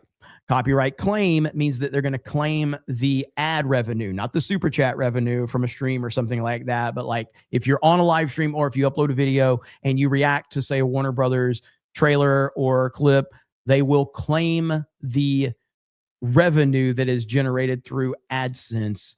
And you can try to fight it, but it's totally illegal. Like, we're in the right. You can react to ads. They're basically ads. And you're allowed to do that. You can use clips from movies. If you make it transformative, it's just, they know that we're not going to respond after that 10 days and go to court and stuff. So I fucking hope Warner Brothers sells just for that. I heard that, man. They're in a bad way. Hayden Wayne for 100 says most of us in the GCA will be there for the whole weekend. To echo what Mo said, I've met and now streamed with a bunch of people I view as some of my best friends thanks to these meetups. We really appreciate you guys putting these on. Hail. Awesome. Hayden Wayne. Hell yeah. Yeah, Hayden Wayne's awesome. Met him a couple times already. And so, I mean, we were talking about it today. I was on the phone with Ryan and Tommy, and we were basically like, we may have too many people showing up. Now, just so everybody understands, if in fact that happens, this is at City Walk. There's an enormous amount of room for overflow and stuff like that. So there's gonna be plenty of like area to hang out. So that won't be a problem. Is this a different place from a couple of years ago? Different place. It's a different place. Okay. Yes. This is Pat O'Brien's. So it won't be like the music beating our ears to death and all that. So this is a whole different ball game, and it should be a much better setting for us So it's going to be a lot of fun, man. I can't wait. I'm going to ride Hagrid this year. This is the year I ride Hagrid. All right, Gary, I will ride Hagrid with you. Yes. Let's go. Dude, it's we'll double team Hagrid. Let's go. it is my favorite roller coaster. Like, I think that Velocicoaster is an objectively better roller coaster from a thrill ride perspective, but just the theming and the kind of the story and everything to it. It's the Hagrid roller coaster is my favorite roller coaster. It really is. And what's interesting, Gary, it's just crazy. And you'll probably never find out. Maybe one day I'll get you to check this out. All right. Because I could probably pull a freebie one day. The Pandora Flight of Passage at Animal Kingdom Avatar is the greatest theme park ride ever. It sounds pretty awesome. But fucking I would phenomenal. have to set foot in Disneyland. It's phenomenal. Disney World enemy territory. Yeah. Disney World. So it is phenomenal. And what's crazy is that entire Pandora land is probably one of the best themed land. It's right there with Harry Potter. And it's like, you go there and you're blown away by this shit. You're like, this is unbelievable. And then you leave and you're like, I don't fucking care about Avatar. Then you go back to, you're like, this is beautiful, you know? Just make it like this. Just make it a ride. You go there, you're like, this is the greatest thing ever. And then as soon as you leave, you're like, I don't give a shit about Avatar anymore. But yeah, so the Harry Potter world is amazing. You still haven't been to Epic yet, have you? I haven't been to Epic. I cannot wait to go. Are you going when you get here? Yeah. Okay. Because now I'll see what I can do for you. I can't guarantee anything. I'll try. But you may have to, because they have no annual passes. They have nothing. So like I'll just buy a ticket. Can you buy it like a pass, you can buy you can buy a pass? daily. Yeah, but I'll probably get you a hookup. I'll see. But okay. But it's they're doing so well there, and it's hurt Disney, dude. Epic Universe has hurt Disney. It's hurt Disney. That makes me want to go more. I want to go twice now. Epic Universe is pretty freaking crazy. You'll love Dark Universe with the monsters and all of that. It's really good. You'll love, like, have you seen How to Train Your Dragon movies? Yep. That entire land is phenomenal. Even though you're not like, well, I know you're the greatest gamer in the world, but but even you not being a Nintendo guy, you go into Super Mario World or go into Super Nintendo World, it is literally like you are transformed into a video game. It is incredibly immersive. It's amazing. Cool. You got the music, you got the character meetups, you got the theming is insane. And then you got the Harry Potter stuff. And I want to go to the Harry Potter world with you too. I know you know your Harry Potter. I don't want to spoil anything about it, but there is a moment within that Harry Potter world at Epic Universe it's a moment that you will never forget the first time you experience it. It is phenomenal. It's really amazing. So Black Snape. Yes, Black Snape is there. Okay. Yes, that's what it Thank is. God. So oh man. 1992 space movie for 20 says, I have a confession, guys. I'm in the alien files and I have they even have footage of what I was up to. Have no clue how the government filmed all of that, but now it's all on YouTube for everyone to see. The fact that 1992 space movie is fully on YouTube is kind of wild. It is. It's kind of wild.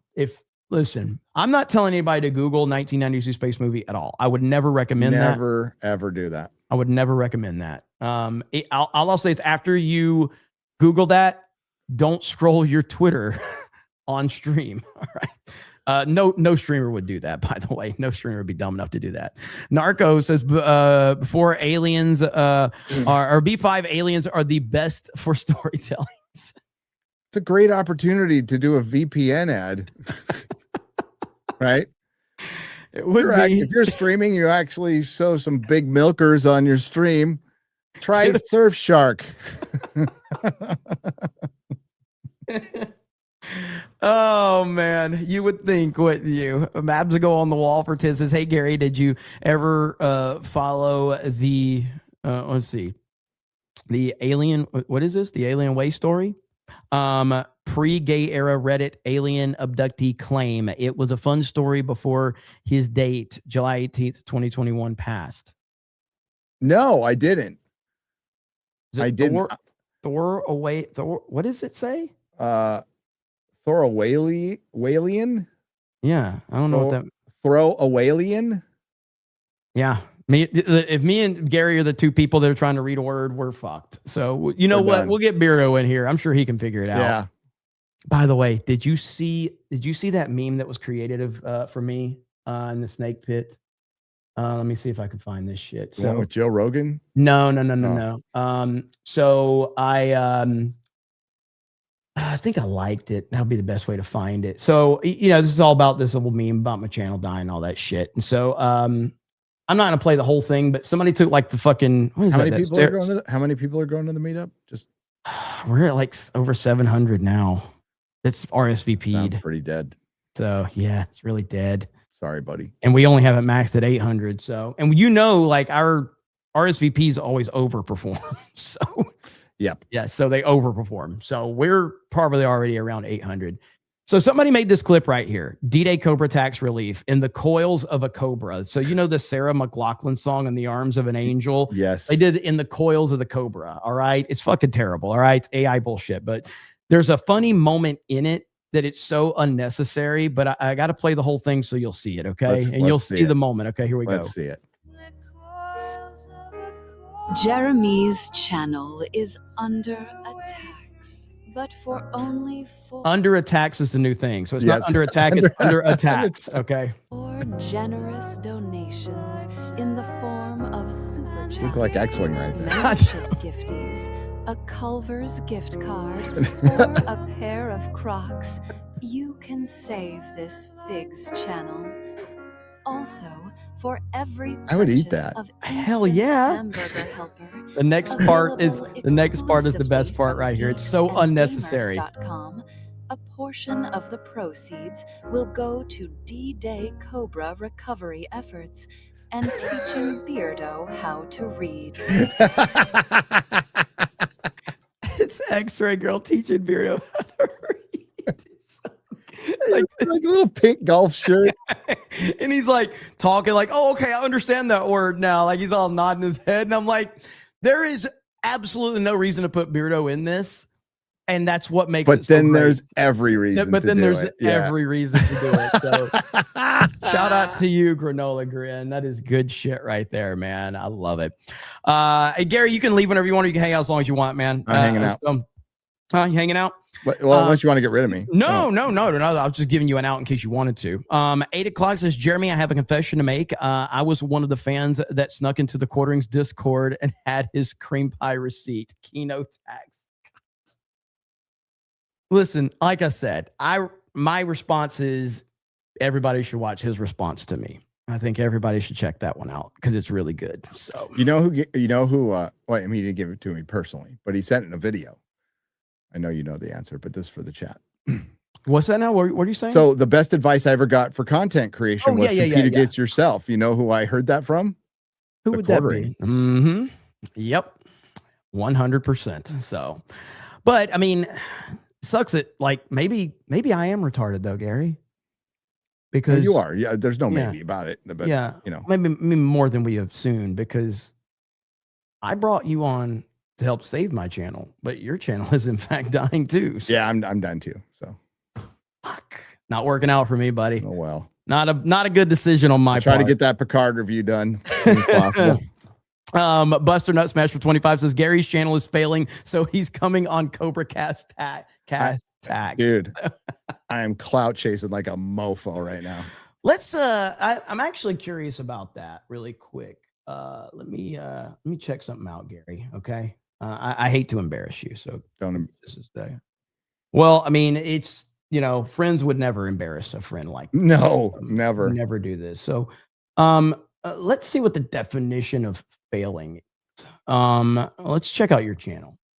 Well, you've only got 173,000 views in 8 hours. You're fucking done. 400,000 views, 500,000 views, 491,000, 1.2 million views, 1.1 million views, 700. Dude, Gary is the only motherfucker that can pull 700,000 views on a fucking Star Wars video right now. Maybe Drinker's the other one. You're the only two people on the fucking internet that can pull that shit off. So Holy I shit. reviewed a 10-year-old movie. So yeah, it looks like you're in pretty bad shape there, Gary. Yep. So man, I am so sorry. Shouldn't embarrass you like that. So It's maybe the way it goes. yeah. Ups and downs of life. You know. Let's see. God dang it. Now I just got an age restriction. Hang on. Just after celebrating. What is this? On this stream? Oh, no, it looks like I think that's on D-Day Cobra 2. Let me see. Danky's uploading shit right now. So it looks like we got age. I was gonna say, do you have Chris Gore on? And let me see. It's probably not even a video Danky's uploaded yet. Let's see here. Oh, okay. I know it. Okay. We got did you see Sean what's his name? Sean Strickland's comments earlier? MMA fighter Sean Strickland? No. Well, Danky re-uploaded that. You know what, Gary? I'm gonna play this one for you. So Sean Strickland, do you know who Sean Strickland is? Yes. Okay. Sean Strickland. I've heard previous comments from Sean Strickland. So man, this is really freaking good. I want to find one that's got better audio though. Sean Strickland's so I was reacting to that. Danky clipped it out and apparently they age restricted it. So here we go. It's a little low. The audio's a tad low, but listen to the very first thing he fucking says, okay? The very first thing out of his mouth is fucking amazing. And, Paramount's cool. I mean, they fucking ruined Halo, but other than that, they made it gay. Ronda and Gina. Whoever thought about that, man? They're going to be half naked and might be making it a little better. Because Ronda Rousey can fight. That bitch can fight. I think she lost a few fights to her ex, but fight. I like Gina. She's like super conservative. She was hot. I was like a kid when she fought. I may have jerked off to her once or twice. This dude, he's got a Paramount Plus logo right behind him. I know. Oh, dude, it gets so much worse.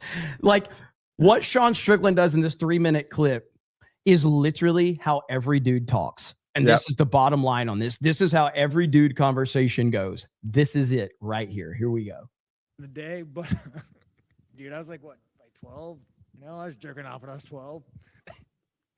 Nobody gives a fuck. Dude, maybe you put some oil on it, do some dollar bills. People might give a fuck. No one gives a fuck about women's sports. You take the weakest, softest motherfucker here, and you guys would beat up Amanda Nunes. Like fucking the fat guy in the Hawaiian shirt. And there's nothing wrong with women. I mean, they do great things. They cook, they clean. This is so amazing, dude. They cook, they clean.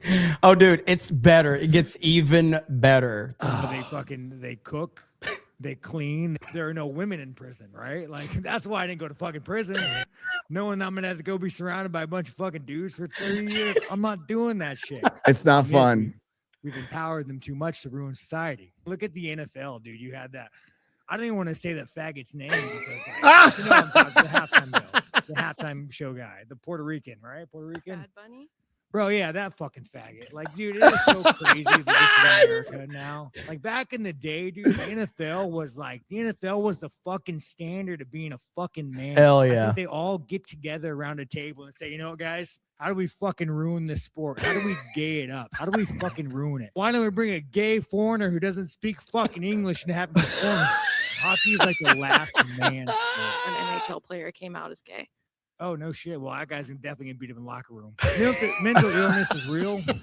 And, if you fucking, like, the way I feel about gays is very simple. If you're fucking gay, dude, go suck cock. Like, dude, I want to know what it's like, man, right? Like, I love pussy. Like, I have no idea what it's like. I actually feel bad for the gays. Can you imagine being a dude waking up and be like, I want to fuck other dudes? I don't know what that's like.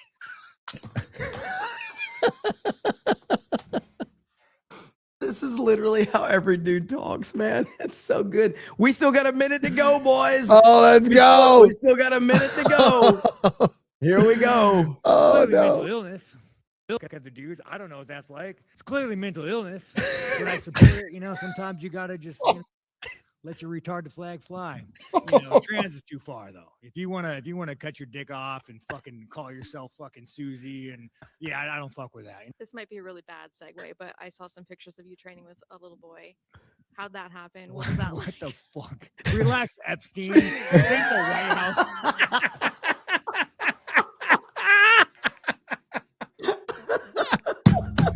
He called the reporter Epstein.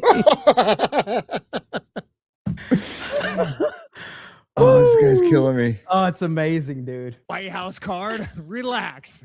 I don't know if this makes me racist, but every time a big black man shows up to the gym, especially on a boxing day, I just assume that you know how to box. Weird, man. So when you're talking about Chimaev going to the White House, you know, he's best friends with like a fucking warlord dictator that murders people. So yeah, it wouldn't surprise me with this administration puts a fucking terrorist on the White House card. Fine ass ESPN reporter. I mean, you know, dude, the ones that's like, how did you get this job? But I could probably connect some dots. You want people to give a fuck, make it an attractive blonde girl, and like everybody gives a fuck. You get little LaQuisha down in Compton gets kidnapped, or fucking Detroit. No one gives a fuck. That might be the greatest press conference I've ever seen, and seeing like Toyota and Paramount Plus behind him.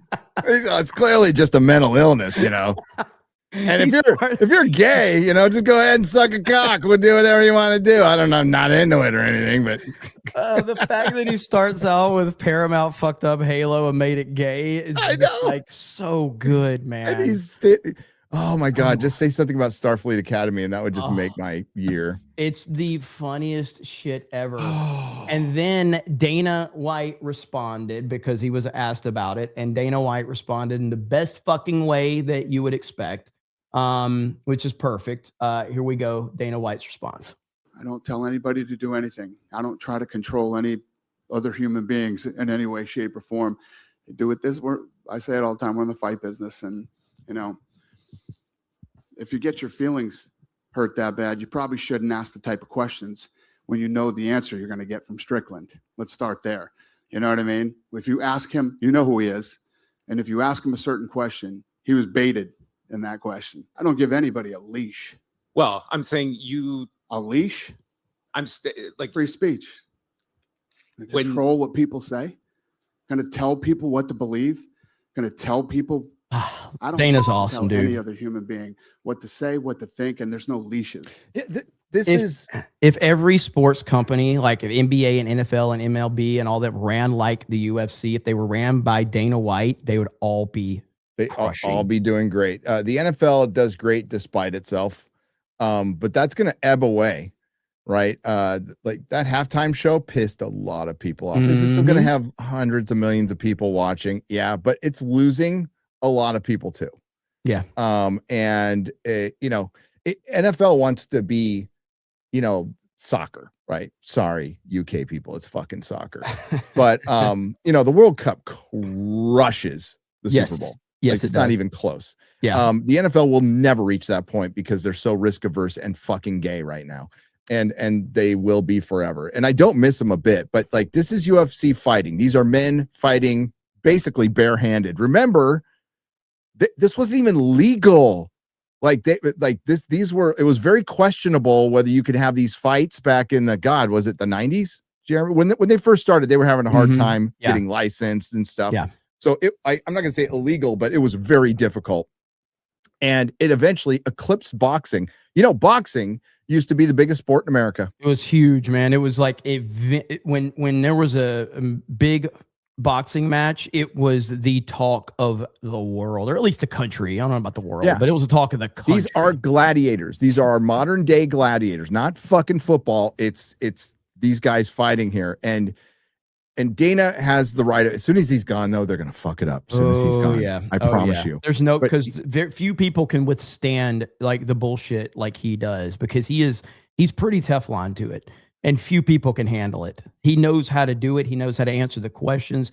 And it's a legit talent what Dana White has. And it's a very rare thing that he has. And yeah, you're right. When he's gone, it's going to go. But you are talking to fighters. They beat the fuck out of people for a living. So you don't want to do anything to temper that. Right. And look, Dana hasn't changed. And there was a guy dropping a bag of sticks in front of a Paramount logo. So I mean, good. that is good. That is actually really effing good. I don't care who gets offended by that, but him going out there and talking about, yeah, that's right, Fargate. You know, it's a great show, Fargates. That and in front of a Paramount and Toyota logo. And they probably called Dana, and Dana went, "You're getting a bunch of attention. Everybody, you know what? More people noticed that logo because of what he was saying." They're like, Yes. wait a minute. I mean, I'm Right. talking about it right now. That's Yep. exactly what you want. And if you don't react to stuff like that and don't react to these minute people on, minute like quantities, like there's not a lot of people that actually give a shit about this stuff. Most people will look at that and laugh. Yes. And not give a fuck. We need 1,000 more Dana Whites running shit, but we don't have it. We don't have it. The reason we appreciate him so much is because he is such a rarity. Because he's just a normal guy. But normal guys are very rare at that level anymore. And that's why we appreciate him so much. You know, so Andrew Fay, I apologize for missing this one earlier. A proper 199 says the original cast of something cultural never fully grasped the history they were forging. Not until it was over. One day you'll look back and feel the full weight of what you all built and what you defended. When others hid and stayed silent, you stood tall with real courage. Thank you and hail. Thank you, Thank man. you. We appreciate that. Andrew, thank you. I think that's like, maybe it's because we're not doing it we're doing it because we care about shit. It's like, that's really all it comes down to. It's just, we just care. There was no like preconceived, like, mentality to it. And so there was no plan. No. And there still I didn't isn't expect a to be plan. here when I started this insane journey, Yeah. And I don't care what our detractors say, and I'm constantly being accused of, he doesn't care this much about stuff. I actually do. No apologies, no shame to my game. I'm a fucking nerd, and I get into this stuff, and I do care. Yep. Yeah. I mean, it's just, I always say, like, when Geeks and Gamers was taken off in the early days, I always said, like, no one cared about my opinions when no one was watching my videos. Yep. Suddenly they care because people are watching my videos now. And Gary's opinions are not the problem. It's the fact that too many people agree with Gary's opinions. Yep. And that's what bothers them. And drinkers and yours and Because, asses. right. Because none of us are anything without people supporting us and people that have our backs. We're just people on the internet. We're nothing important. But then you have, strength in numbers. And that's ultimately what we have on this side of the internet, is strength in numbers. And it's mainly because a lot of people see things the same way we do. And not you can get into the details. And yeah, there's a ton of disagreements within the details, but we're talking about the high level aspect, broader of it, strokes. Yeah. Yep. I mean, the high level of it is like, because they love to say, like, these guys all agree. And they're like, not really. Like, we agree with the high level aspect of this, that the entire, entertainment sphere has been overrun by identity politics and shit like that. But you get into the details of it, and we don't agree on a lot of stuff. And those are some of the best discussions we have, when we have disagreements like that. So no, but it's undeniable. The message, woke, whatever you want to call it now, just Hollywood. That's what you can call it. Hollywood and entertainment and gaming, all doing the same thing for the same amount of time. It all pretty much ramped up around the same amount of time. And early days, we were called crazy. I thought it was crazy. We were told it didn't exist.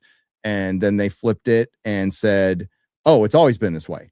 So did it not exist, or was it always this way? Which one is it? And it's about being consistent, right? Mm-hmm. And you can't just fake being consistent for a decade.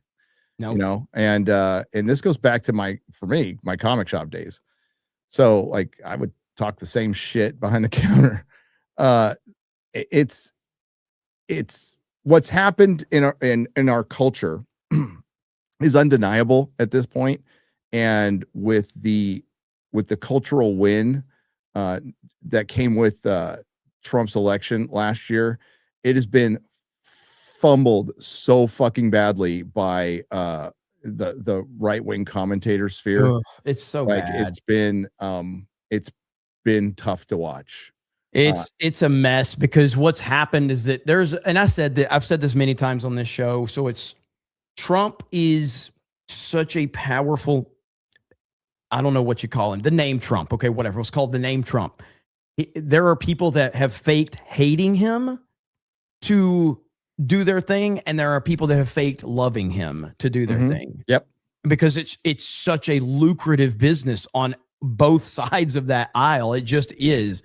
And you're now just seeing it now that like we're in the we got like 3 years left, which everybody assumes we have 3 years left. Is he going to run in 2028? Obviously, I don't think that he will, but this is Trump. I don't know what the fuck he's going to do. But I don't think he's going to run in 2028, but he's still going to be he's going to be involved. You know, he will be a player even from the outside. He will have influence. He ran again and breaks the precedent and they change the law or something, then Barry fucking runs. Oh yeah. Barry will be back to run. Which so that's the double-edged sword of that. Yeah. And plus you need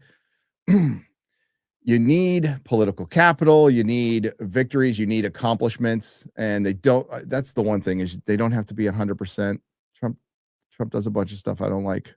But you know, it's not, you have to understand that you're dealing with the repercussions of the previous presidency, right?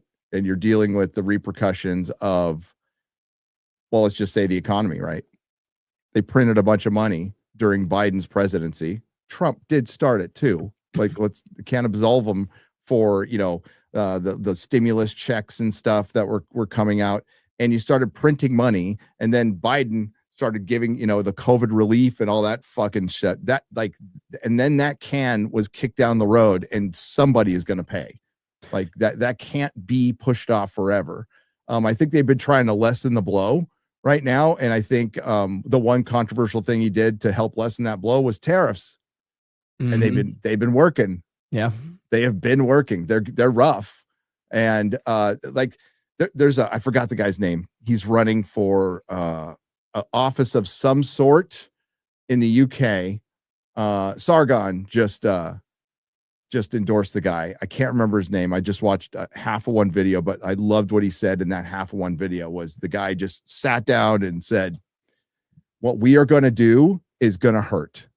It's going to hurt. It's going to hurt everybody, but it needs to be done now or it will be much worse later. And I loved hearing that from a politician. Rupert Lowe. Yeah, I think it's Rupert Lowe. Yeah, chat saying that was fucking based to say. And that was a scary and dangerous thing to say for any politician, but that's the truth. That is like, we have to suck it up, and there's been a lot of fuck ups that we're going to have to fix, and it's going to be rough. Yeah, we'll fix it. The idea of Trump running for a third term is a phenomenal idea in theory, and it would be amazing for the memes and it would be amazing for the meltdowns. But the reality of it is it sets a horrendous precedent moving forward. And that is, you got to think 10, 20 years down the road. Listen, I think Trump is like a rare, like, the fact that he's 79 and he's still moving around like nothing's bothering him is crazy. Well, Barry looks like he's aged 100 years. He and Trump really doesn't. And he doesn't. And it's his ego. It is absolutely. Did you see that clip that I played the other day where he's just like, nobody knows more about this? Somebody put a montage of like him saying nobody knows more about, and it's just like all this shit. I'll see if I can find it really quick. It's funny as shit, but yeah, I mean, but he is 79 and he could very well be in bad shape in a year or two. Yeah. Well, when you're that old, that could happen. It could happen very quickly. And that is a concern. And so we just don't know yet what's going to happen there. But I think right now, I mean, all things considered, I think that we're in good shape right now with Vance and Rubio and Hegseth. There's some really good Rubio people. has changed, Dude, man. it's crazy how good Rubio is Yeah. doing right now. He has fundamentally changed everybody's opinion of him, mine included, because it's been pretty amazing. So I don't know. Can I do a little local stuff here while you're looking that up? Yeah. If you're in Texas, if you're in the great state of Texas. Oh, I know what you're about to say. Brandon Herrera, Mhm. the AK guy. He's running against Tony Gonzalez, who it's actually, the news has been out there for a long time, but I guess it just hit recently for the rest of the world. His mistress, he's married, and Trump endorsed him too. Somebody needs to really get in Trump's ear about this. And he's a married guy, like traditional Christian conservative, had a mistress who self-deleted by setting herself on fire. Setting herself on fire. That's not a nice way to go. And there's the scandal's huge, but despite that, even if that didn't happen, Brandon Herrera is the right guy for the job. For one, he's taking a huge pay cut. You know, Brandon Herrera, I don't want to out it. He does pretty well on YouTube. He does okay. Okay. He does okay on YouTube. And he could just do his YouTube thing forever and he will be fine. But he's doing this because, and I don't know if he's going to do it forever, but he's doing this because he wants to make the country better and Texas better. So if you're in that district, vote for Brandon Herrera. Hell yeah, man. And yes, for full disclosure, my wife is volunteering for his campaign. Hell yeah. That's awesome. Hell yeah. All right, here it is. Here it is. Here we go. This is just peak Trump right here. This is stuff better than me. Nobody knows more about taxes than I do and income than I do. Nobody knows more about construction than I do. Nobody knows more about campaign finance than I do. I know more about drones than anybody. Nobody knows much more about technology, this type of technology, certainly, than I do. Nobody knows more about technology than me. Nobody in the history of this country has ever known so much about infrastructure as Donald Trump. I know the H-1B. I know the H-2B. Nobody knows it better than me. I know more about ISIS than the generals do, believe me. You could add another 5 minutes of him saying that shit That's about fucking great. random everything. It's so Well, funny, about man. construction, I don't think nobody He's- in Washington knows more than he does. Not about- construction, getting projects done, and Yes. and yeah, like I mean, he has an insane amount of knowledge on stuff. Yes. And he knows how to communicate in a way that it's all about confidence, man. He just portrays confidence. And so you listen to it and you're like, yeah, he's probably bullshitting, but I believe him. But his accomplishments are, they speak for themselves. They Yep. really do. So it's pretty crazy. I was talking about the other day, like Dale Earnhardt's final interview right before the Daytona 500 on Fox, 2001 Daytona 500, right before the race started. The clip literally right before Earnhardt's final interview was an interview with Jeff Gordon. Guess who was talking to Jeff Gordon when the interview started? Donald Trump. It was like right there. I'm like, this is 25 years ago, and Trump is right here in the middle of this massive NASCAR race. He's tied to this cultural event. He's everywhere. It's crazy, man. It makes absolutely no sense. But it's a beautiful thing. Let's see. A Polly says, I saw a UFO. Never mind. It was just my grandma hang gliding from our rooftop onto the neighbor's tree. why was grandma doing that? Is this like a reference that we're missing? Yeah, it might be. I don't know. Either way, thank you for the 20. Thank you. Appreciate it. Grandma's Narcos, okay. Narco for 20 says Stargate did an in-universe episode about a show that was Cliff Notes, an excuse for the Stargate program existing. What if Stargate SG-1 is that show in our world? That would be a convenient way to hide most of this shit. There you go. I mean, have you heard my, I know, I don't know if you've looked too far into the Nancy Guthrie thing since we had our call about it last week or whatever. No. Have you done any? Oh my have you God. I looked don't into want it to at all? mention another YouTuber, but in that call, I'm like, you remember what I said? Yes. Who'd be there? And there he was fucking there. And I'm like, ah. I meant to send you a screenshot of it when I saw it. It's like, shit. Of course he is. Of course he is. Dude, like ambulance chasing motherfuckers, man. Jesus Like, Christ. you gotta be kidding me. So yeah, I don't know much about it. She's dead. She's dead. Either but you know what the best theory is? The best theory is she's in the upside down. Oh shit. You see? And now Barack Hussein Obama brings up aliens, and now Trump is going to declassify. We may find out that Vecna has her in the upside down. We may get the secret episode of Stranger Things. That's what I'm saying. Holy shit. Now, my theory is this is going to be complex. All right. She's going to get out of the upside down, and it's going to be like she's going to be reverse Benjamin Button.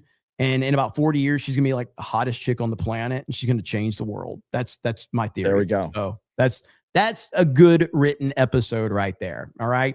And again, as I will say, I have to preface this because I meme on this so much. I am not memeing on this poor woman being taken. I am not memeing on her losing her life if that's what happens. I am memeing on the ridiculousness of the entire story because it is a joke at this point in time. From law enforcement to TMZ's constant, being the vocal point of this whole thing. It's crazy, man. So anyway, it is a sad situation. I don't think she's with us anymore. I don't think there's even a chance. Yeah, everything about it is bizarre. Maybe aliens did take her. It's honestly, man, I wouldn't be surprising at this point in time. If she shows up alive, then the whole thing's bullshit. She's 85 and dude, okay. So apparently they've moved the investigation to Mexico because they believe she's in Mexico. Oh, they'll take care of it. No. But the best part here is like, and again, the conspiracy theory element of it was so funny. All right. You got to hear this, Gary. You got to hear this shit. All right. So I reacted to this earlier, but you got to hear this. Let me see if I can fast forward to right. Where was it at? This woman was talking about it. Fuck it. We'll just start it from here. The FBI contacted Mexican authorities in connection to the Nancy Guthrie case. It comes as the reward for any information leading to the arrest has spiked yet again. An additional $100,000 donated by an anonymous source yesterday. News Nation's Jessica Cartelia is live for us once again. They're in Tucson. So Jessica, authorities now looking at the possibility. So apparently she needs daily medication. All right. The medication was apparently not taken from the house. So she needs daily medication or she won't survive. Listen to the way that they are saying that this is amazing. That Guthrie could have been taken across the border into Mexico, even though the sheriff, it seems to be, is saying otherwise.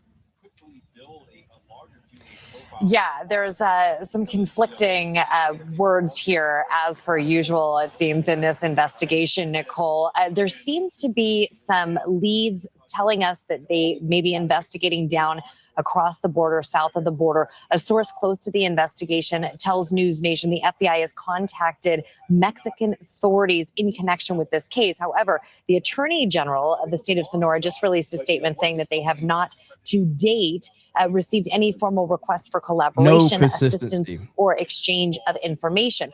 However, this tells us that investigators are casting a wider net and are following leads that take that's not what the Guthrie's home here in the border crossing it to the U.S. at that border crossing every day.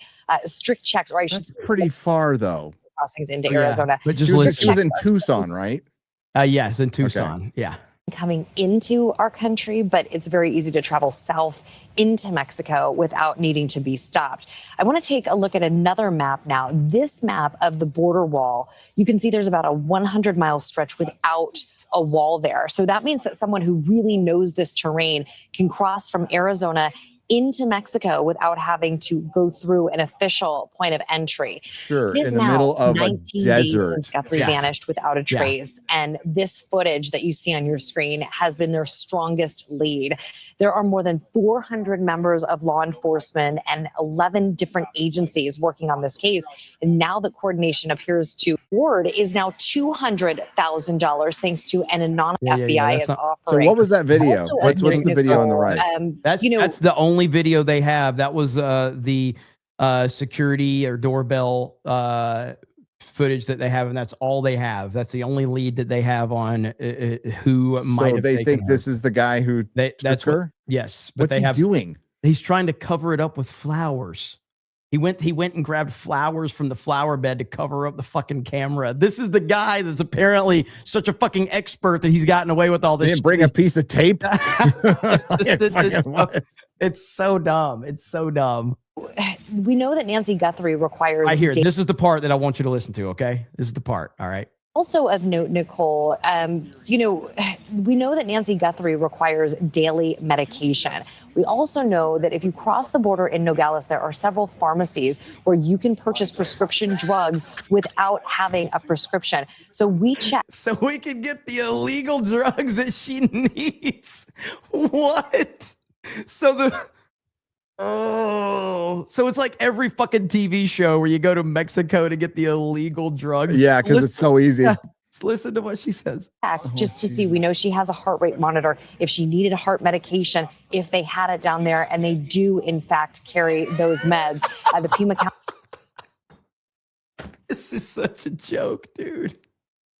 So this guy who had to put flowers over the fucking camera at the doorbell. He decided to kidnap her, take her to the border. He forgot her medicine, but he can stop at an illegal place in Mexico to get the medication she needs. Has this guy made any demands? According to TMZ, they have gotten 4 different ransom letters, but they have not confirmed if it's him. And he wants I'm sorry. Hang on. So this is why I'm so confused in saying it, because there's no consistency in this. So Savannah Guthrie has claimed that they got letters from this guy, but there's no confirmation of how real that was, but they made video responses. Now, TMZ has gotten ransom notes from people. One guy claims that he saw Nancy Guthrie in Mexico, but he can't say anything because he's got a record from 10 years ago. And if he is going to say anything, he wants all this Bitcoin money he needs enough money to be able to justify this so he can be out of danger. It's the fucking wildest thing ever, dude. It's the craziest story of all time. It makes no sense. None of this makes sense. Not only that, the local sheriff, initially he opened the property up after they found out she was gone. He opened the property up where anyone could go in. And then the FBI came in and they shut it back down. So it would already been tampered with. It's fucking crazy. It's so insane, dude. It's yeah. Did you see? Are you aware of the Silence of the Lambs? I think I told you about that, right? Yeah. Okay. So yeah. So you had the Silence of the Lambs shit. There's so much to it, dude. A Culver's was involved. There was because I've been memeing on the fact that we need Los Pollos Hermanos, from Breaking Bad. We need a chicken restaurant. Culver's became a central character a week ago. Oh, there was 2 vehicles. They arrested 3 people. Then they didn't arrest them. They turned out to not. It's a fucking disaster. Jesus Christ. Did she have Alzheimer's? Maybe she just walked out of the house. They didn't say it. So yeah, but Culver's anyway. needs to make the pub burger permanent. The what? The pub burger at Culver's. I only eat the butter burger. They have a butter seasonal. burger. No, I do the butter burger.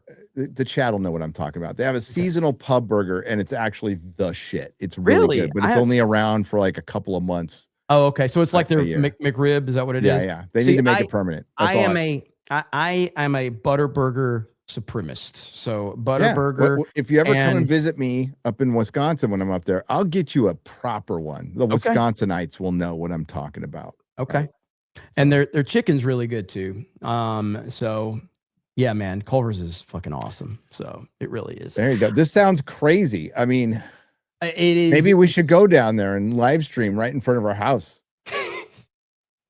Hey guys, we're here because we care, not because we want the views and the super chat. We actually care. We care. We actually care about care. this person. Yeah, we are so invested. Because I've had a lot of people come in my chat and they're like, Jeremy, why are you worried about this? I'm like, because the daughter has TDS. It's the only reason I care. It's the only reason I care is because Savannah Guthrie has TDS. I don't cover these stories. I brought up the Gabby Petito, you know, remember that one? There's been a few of them that have just gone freaking viral as hell. And I just don't care about this stuff, but the political aspect of it is what made me interested. So, all right, Jeremy the Cyborg dropped that Hundy. He's got this new song that he wants me to play. It's called Days of Metal. I'm not gonna play the whole thing, we'll play a little bit of it. So this is over on Jeremy the Cyborg's channel, okay? So here we go, right here. Don't copyright strike me.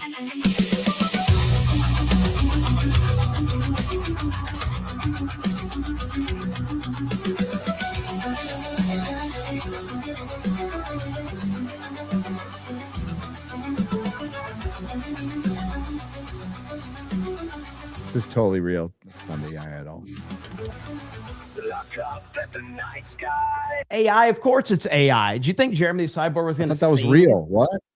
You're kidding me. You're kidding me. You didn't. This is Dan Vask and Jeremy the Cyborg. Yeah. Feathered wings fill it high.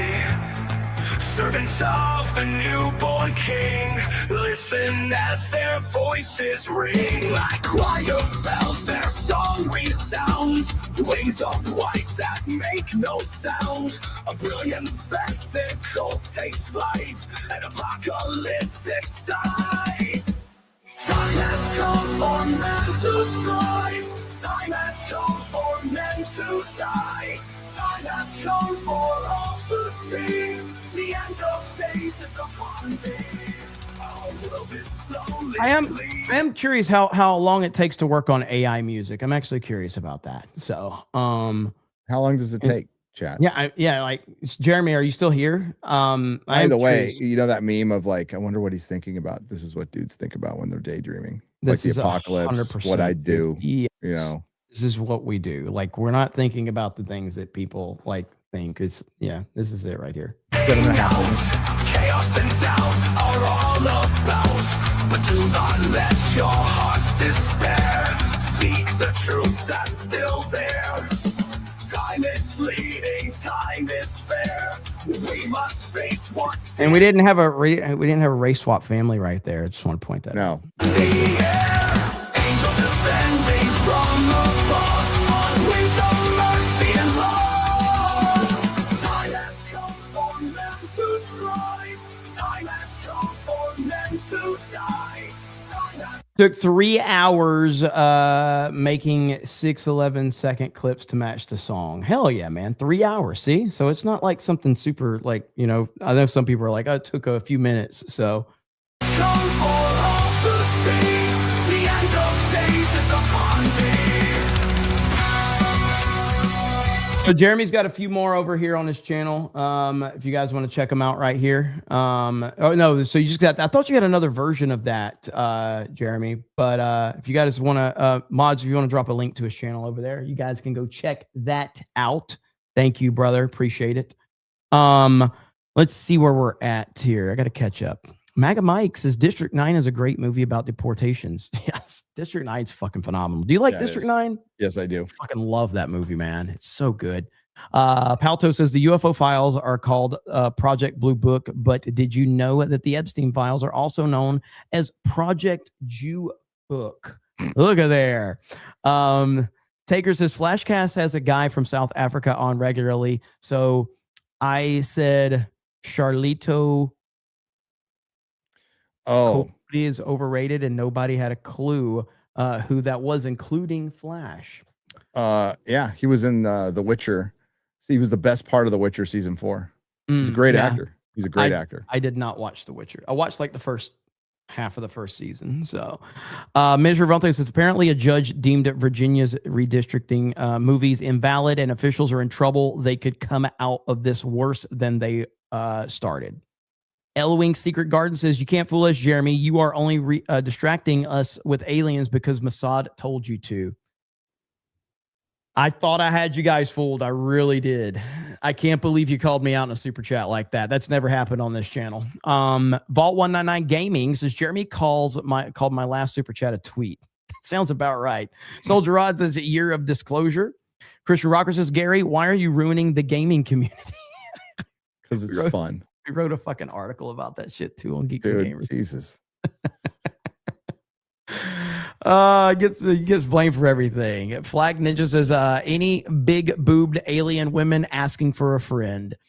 I love that line in what is it? Is it Clerks 2 where it starts out and Jay is standing there and he's like, I'd be the first motherfucker to find an alien life form and fuck it. Yeah. People in the future be like, there he goes. Homeboy fucked a Martian once. And I was like, yeah, that's pretty much how dudes think right there. Yeah. As much as Kevin Smith sucks, I love old school Kevin Smith movies. I love fucking JM love Silent them. Bob Strike Back. I love that movie. Clerks and Clerks 2 are phenomenal. I also love that so we did a good. panel right next to his, and ours was. I even like what. So he had Chasing Amy was good. Dogma was really good. Mallrats was great.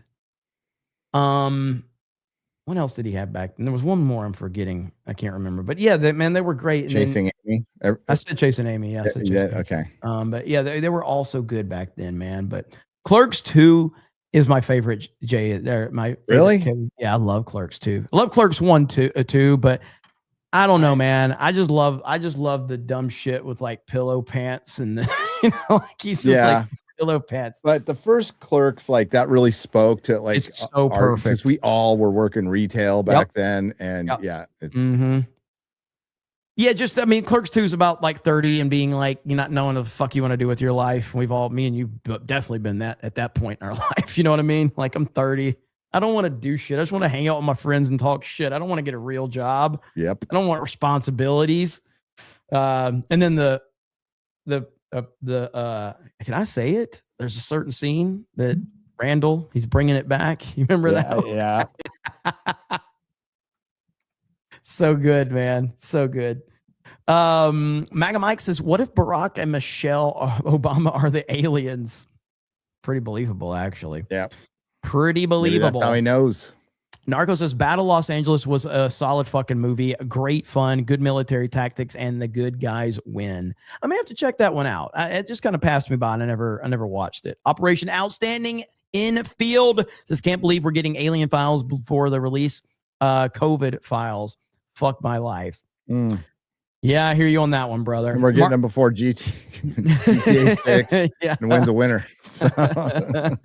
Mark Millen says, just don't search Reddit for the forced cream pies and then complain to Elon that the corn on your timeline. Fucking jokes write themselves, man. Justin says something Gary tax. Look at that. There you go. 8 o'clock says, we live in a world where Sean could have called us a baguette and Jeffrey Epstein called us friendly neighbor. Let's see. SEAL Team 6 says, a similar incident is happening in Australia now. An 85-year-old man has been kidnapped and being held captive, confirmed with his finger cut off already. Our local media is not really covering it. Really? I saw something about somebody, I don't know. Maybe it's right-wing commentator on Twitter, but they basically were like making the case that mainstream outlets were upset at the independent media coverage of the Nancy Guthrie stuff because independent coverage is destroying the mainstream coverage. There's this one guy, I think it's JLR Investigates or whatever. He had like 85,000 people watching him. He was on location. And he had 85,000 people watching him. He's sitting in his fucking car at Nancy Guthrie's house with all the police cars. He had 85,000 people watching him live. And so mainstreamers they're getting crushed on it. Yeah. I like seriously, I think some of these guys are probably pretty good. And maybe some people are like they're news, right? They're just not corporate news. And these structures are going to fall apart. Like YouTube is destroying. I mean, it's the most watched thing. That's what's going to help Netflix buy Warner Brothers. I know Paramount was supposedly back in the picture, but the employees of Warner Brothers voted for Netflix, and Netflix is going to go, we're not a monopoly. We were like 3rd place last year. They've got a strong case, sadly. Sadly, they do have a strong case. Justin says Culver's Pub Burger da bomb. Yes. Gary. There you go. It's got like a pretzel bun. I've seen that. Then I just didn't know the name Pub Burger. Emo. Even when I go there, I don't even order the butter burger as a butter. I just call it a double cheeseburger. I don't even call it a butter burger. You know. Emo Taco says, Gary, do you like the Graves era of the Misfits? Not really. It's okay. I am pure Danzig, Glenn Danzig. Well, and another thing too, like the chat was very interested in you talking about what your favorite Bon Jovi song was. I told him I'd let you talk about that. So you're a big fan. So there is none. There is none. Dude, do you get aggravated like when you're out in public and like Living on a Prayer plays for no fucking reason? if I will literally walk out of a place. I don't know what it is, but I like Bon Jovi. It's a visceral fucking hate for him and Bruce Springsteen. And I know like a lot of people like this band and Pearl Jam. Like I just hear them and I just want to commit violence. All right. So here's one I got to ask you about. I've never heard you comment on this one. Okay. I need your opinion on Stone Temple Pilots. Oh, I like Stone Temple Pilots. Okay. All right. A lot. Love STP, man. They got their start in San Diego when they were Mighty Joe Young. Yeah. Yeah. STP. You know, what's funny is STP were considered like poser grunge. I remember seeing a whole MTV clip on like these fucking posers, STP. Pretty much anybody that was getting popular at that point was just considered poser. Yeah. I remember that. So I love STP. What do you think about the theory that Kurt Cobain was murdered? Well, I think in a roundabout way, yes, because he was married to Courtney Love, so he murdered himself to get out of life. He's also a heroin addict and depressed. And they think it's Courtney Love. I wouldn't put it beyond her. Like she was crazy. She was fucking crazy. But it's funny. But I think in a very roundabout way, she did. That's funny, man. That's crazy. All these years later, we find that out. That's fucking wild. I remember like there was so much about it back then, but like I don't know if you guys remember, but I was like, when is this guy gonna die? Like, it was because he had tried to commit suicide shortly before he actually completed it, right? And he was just out of it. Like, and how old was he? 20, was it 27? Is he part of the 27 club? Pretty sure. Crazy, man. Yeah. What's weird about that is I've been asking for the last several decades, when's Ric Flair gonna die? And he's still partying, dude. It's crazy. This dude is still partying and still slaying, dude. It's crazy. Yeah. Ric Flair is Him and Keith Richards just surviving. Living the gimmick, man. Living the gimmick. It's crazy. And you know, he was in a plane crash like before he ever became famous. Like before he became a big time wrestler, Flair was in a major plane crash. Dude, it's crazy, man. What a life that guy has lived. Greedy Graffiti says Dave Chappelle, Ja Rule is on shorts on YouTube. It's funny AF. I'll have to check that one out. Sam Perez says every time you say those, for those just tuning in, I always say, who the hell is just tuning in? Then you say it right now as if I'm the one just tuning in. It's just a sports radio mentality. Again, when I, growing up, I listened to a lot of sports radio and political radio, and I would, I would be listening to it all day long. So I would hear the same 3 or 4 topics every hour because they would always be like, hey, we've got new people tuning in every 15 to 20 minutes. And they just run through the same things. And I'm like, this is getting kind of old, but yet I'm still listening.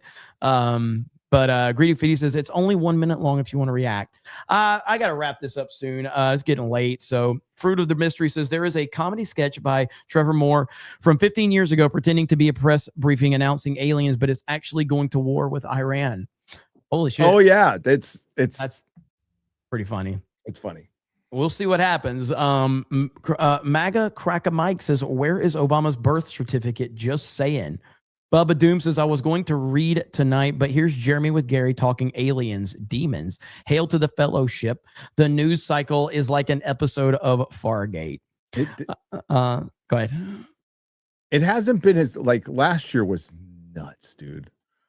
Like this year has not been as bad as last year. Last year started with a Tesla bomb in front of Trump Tower. Dude. It's been pretty wild though this year, man. I mean, I'm nonstop like every day. But it's not as crazy, but it's more consistent. but I don't think we've had the highs that we had last year. No. The highs were insane last year. I mean, maybe we're just No. getting used to it. it's true. it's We're been just so we're just insane. desensitized. We're We're like, just desensitized. Yeah. Yeah. We're We just got World War desensitized. III for the fifth time in the next. I keep saying it though, man. Like, because we do this all the time. We think about like we romanticize of like how things were when we were growing up, or how things were in the 80s and the 90s. It's like we will never have anyone like Trump again. So enjoy it. It is, whether you love him or hate him, is irrelevant. There will never be another person in our lifetime that is the president of the United States that turns the needle the way this guy turns it. It just won't happen. He is a once in a lifetime person. It's crazy how much he dominates the conversation on both sides. And love him or hate him, he's forever changed politics. So I do think we'll still go back to the boring ass politician, but now we have kind of a WWE era where you're going to start seeing him try. No politician can be authentic. They just can't. I think that's the one thing you can't question Trump on. Love him or hate him, that's Trump. That is how he is. And we need that. But I do think it frees people up now to be, to say shit in a press conference and say people suck. It's like they don't know what the fuck they're doing. Yeah, like we need to hear that, because it shows, oh, you're a human being. Okay. Yep. That's good. I talked about it a lot, but I think that Stephen A. Smith is going to be a major player in the Democratic Party because they are so bad that they have nobody. They have nobody good. And Imagine Stephen him A. being president, he will be the poll will be his god. Yeah, that guy. I don't think Stephen A. has an original. Like, he is he knows who his boss is, and he will cuck to them immediately. But he also is a politician. He's a better politician than even Bob Iger, because Bob Iger politically moved himself up to the top of the Disney company, whereas Stephen A. has been at the top of ESPN, for all of these years. He's a political maneuver. He knows how to maneuver and bullshit his way through everything. But the moment that he steps too far into like MAGA world, he jumps right back, because he knows who he's got to answer to. He is not a guy that has any control, but he knows how to no manipulate. conviction. Yeah, absolutely. I mean, I wouldn't say like I'd sit down and talk to that dude. He'd probably be really fun to talk to. I've been watching Stephen A. for so fucking long. I'd know how to have a conversation with him for sure. Well, I think he's the kind of guy who can assimilate and bullshit. That's what makes him a great bullshit artist, is he can assimilate and chat with anybody. And that's not necessarily bad for sports or anything like that. I don't care. Doesn't know shit about football, but he doesn't know anything. He knows about basketball, but he basically does the surface level to BS his way through every other sport. Dude, him and Skip back in the day. Oh, it was great. Great. It was great. Absolutely it was perfect. great. It was perfect. Yeah. But yeah, so I mean, it's not so much that I think Stephen A. is qualified as much as the Democratic Party has such terrible people on their side. They really They're do. bad. It's Gavin Newsom is their top guy right now. That ain't good. That ain't good. That ain't good. With all the stuff that's coming out of AOC, Kamala Harris, like they have bad people, and Stephen A. can absolutely elevate with those people. They have Shapiro. That's it. That's their only guy that even, but Shapiro in Pennsylvania. So that's all they have. They have him. They have Crockett. They have AOC. They have Kamala. And they have. Why am I blanking on his name? Dude who wears sweatshirts all the time. Oh, Fetterman. Fetterman. Yeah, Fetterman. Fetterman. I don't know how who would play nationally, but he is probably the most level-headed person in the Democratic Party. I would agree with that. He's probably the most. I mean, he even came out today and said that he supports Trump releasing the files on the aliens. Like he said it tonight. The fact that he even says that he agrees with Trump on anything makes him different than 99.9% of every other Democrat. Yep. So we got Bill Herb for 50 and says Gary tax. Look at that. Look at that. I'm telling you, Epic Bill. Mike is the greatest thing as he ever came up with was the chat tax. Like that's the greatest thing. That's the greatest thing he's ever Did done. he come up with that, He or did. oh, okay? Well, yeah. Well, Or he did was the basically chat come up with it? No, I'm pretty sure Mike was memeing on it, basically saying like he'd have to repeat it because I can't remember. Mike does so much ranting and bitching, but he's basically like telling they had to pay a lurker tax is what he did. He basically said that if you're lurking and not commenting, you have to pay a tax, and that's how this whole thing started. It's so good. And he was just joking. It's so good. So, but listen, he peaked. He's peaked in high school. Epic Mike. He'll never get better than this. MAGA Mike says the only person that loves the way Tom Cruise looks other than Tom Cruise is Trump. Beautiful man. Bungles Twanger says, who is Nancy Guthrie and why should I care? You shouldn't. MAGA Mike says, octopus are aliens with alien DNA, by the way. Maybe. Gerald Armstrong says, if you want to know, Trevor is in the PBS documentary, Carrie as well. Slain Hope says, what does Gary think about crafts of demonic origin? So are aliens demons? That's the maybe. We'll see. I'm gonna power through the rest of these chat. So because this is it's been an awesome stream, by the way. D-Day Cobra 2. If you have not subscribed to that channel, we're about to hit 30,000 subscribers over there. He's doing a great job. Hailstorm, I have the clips and the shorts up on this channel. And of course, geeksandgamers.com, where we have an article about Ripa getting a shout out on the Joe Rogan show. For Michael Mouse. Yeah. From Harvey Picard wrote a comic book about him called Ego and Hubris. What was he? What was the face paint deal? What was the deal with that? Do you know? That was it was some callback to a comic. I don't know. Okay. Yeah. But he always dresses up or does something. Michael, the only I'm not overly familiar with Michael Malice. Obviously, I know who he is, but I know that he can troll on Twitter with the best of them, bro. He is so freaking good. Do you know him? I know of him, but I don't know him. Okay. Eric says the U2 is better with webcams off. Net Steeler says, but Gary, you told me we live in a simulation. What the F? I've been saying that lately too, dude. I'm like, I think we live in a simulation. It doesn't. There's aliens in the simulation. In the simulation. By the way, the Y-Files has a great show on simulation theory. It's really good. Dude, AJ's awesome, dude. He made it a few years ago, I think, right? That Watch. They have a compilation on. I think it's just called "Nothing Is Real." But yeah, he's starting a podcast now too. In the base, it is it in the basement. It's a great channel. It's a great channel. Yeah, he's really good at it. Mm-hmm. Mod Eric says, I heard that aliens brought us a book to serve man. Jeremy Cyborg says, why? Jeremy used to watch my songs. Oh, this is before you sent the Hundy. There's Laughing Man for 500 and says nothing. I got to play the Ripper clip. I'll end with the Ripper clip tonight. So thank you, Laughing Man. I appreciate it. Shorty Short says, I miss being a drunkard sometimes. Or you said drunk tard, or I don't know what you meant by that. But Polish Prince says, when President Trump releases the UFO alien files, I want to learn how the Vulcan neck pinch people or how to Vulcan neck pinch people. Also, look out for the anal probes from Uranus. Brockatron says, Stephen Colbert in the past 4 years has had 206 Dems on and only one GOP. That is 100%. Prop the other night. Did you miss my first 220s? All good. What the fuck did you say? I know I got 120 from you. I read it multiple times because of the way it was worded. Maybe I didn't see the second one, but I did get the one because I read it like 3 times. Trish Page says the Forbidden Frontier tax.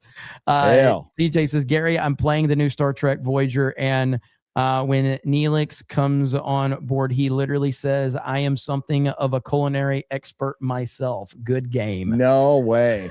It looks pretty fun. Toddy says, Gary, you think Disclosure Day will be good? Some coincidence it coming out now. The trailer looks good. Looks all right. Yeah, trailer is good. I'm interested.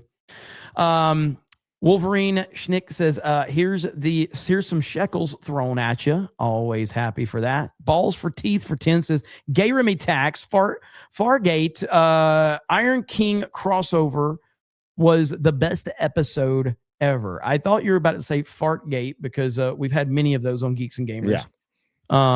But Little Jim Sailor says, watch the Scary Movie 3. It's a parody of Signs. Andrew 32 says Explorers. I'm Not Gay No More says, have you seen the movie Absence, Gary? No. Greedy Graffiti says, I just looked up the first wave on IMDb. Tracy Lords was in 17 episodes. If you know, you know. Now I know. And knowing is half the battle. Yep. Little Jim's Halo says Battle Los Angeles has a different take on aliens. Aaron Eckhart, great and very underrated. Also, Gary, have you seen Spectral yet? No. Bearded Storm Shadow says Killer Clowns from Outer Space, one of the greatest alien sci-fi movies. I hope they aren't real. Scariest mofos. I still dislike clowns. Schick says Mac and Me classic sci-fi. Sam says, Gary, what are your top 3 topics you'll talk about when you go on Rogan next year? Can't wait. Jeremy told us. He's going to talk about being a retard. Yes. Prison and aliens. That's it. You get 3 hours out of that easy. Omar's Bar Music says, in Shai's defense, he probably didn't like the bike splitting those lanes. Honestly, I hate that shit.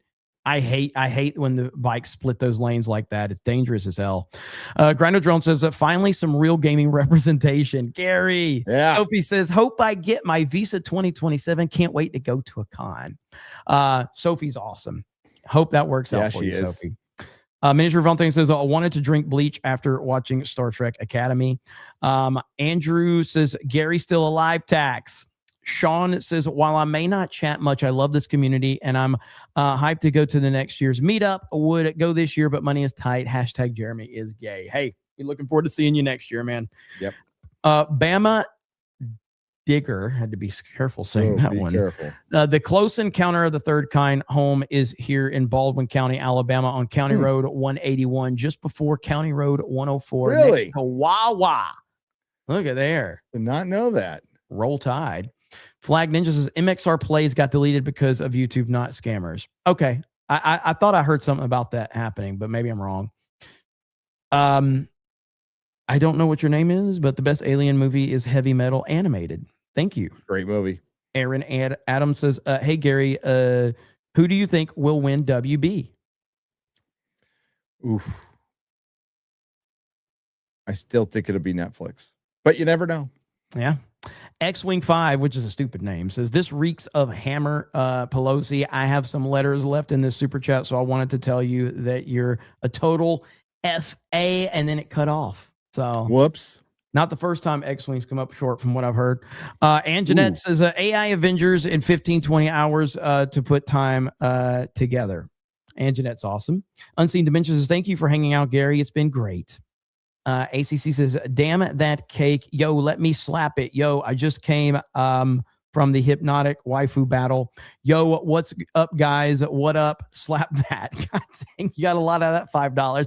Eric says, Cobain was always depressed. Listen to his music. You would delete yourself too if you were married to Courtney Love. Bing says, Gary, top 3 Star Trek series. Top 3 Star Trek series. Original series. Today, it's DS9, then TNG. All right. 8 o'clock says, finally saw Iron Claw today. As a brother that ending destroyed me, Ric Flair was pretty good too. Iron Claw is a great movie. I actually think Ric Flair in that movie is a tragedy. They did such a bad job casting Flair, but it's like it's just fucking bad. Like, they shouldn't have put Flair in the movie. But the Iron Claw is a pretty great movie. They actually didn't tell all of the story of the Von Erichs. There's actually another brother that died too that they didn't include in that story because it's just too much, I guess, from a storytelling. The Von Erich story is truly a tragedy, but that movie, Zac Efron crushed it in that movie. Philip Johnson says, awesome stream tags. Bungle says, Battlefield Earth is the best ufologist movie. I've never seen Battlefield Earth. I've heard it memed 1,000 times. I've never seen it. No. Never seen it. Taker says showing the aliens was the biggest mistake Shyamalan made with Signs. It ruined the movie for me. Otherwise, first half of it I thought was good. Dark Gavel says Epic Mike peaked tax. Toddy says screwed up and refunded a chat. Thought you missed, but you got it on disclosure day. Look at there. That's all good, man. Angie says Mike's chat started the tax. We as the chat did what chat does, took it and ran with it. That's what's up. Hell yeah. Fuck Mike then. He gets no more credit. To hell with him. Yeah, I don't want to see Mike get credit for something the chat. Yeah, fuck that. Started, we can't ever do that. We can never do that again. Flag Ninja says anyone who's iffy on DS9 should watch Duet. And we're caught up. Gary, Duet's what do you got great. going on, man? Just released a Harry Potter video. Gonna work on a fucking Starfleet video, but not till Saturday. I put it off. Usually I work on it today. I'm like, nah, I'm gonna stream with my pals today. And then we got a show tomorrow, something like that. There's a show supposed to be happening tomorrow. Dead I forgot Channel. who the guest is. Yeah.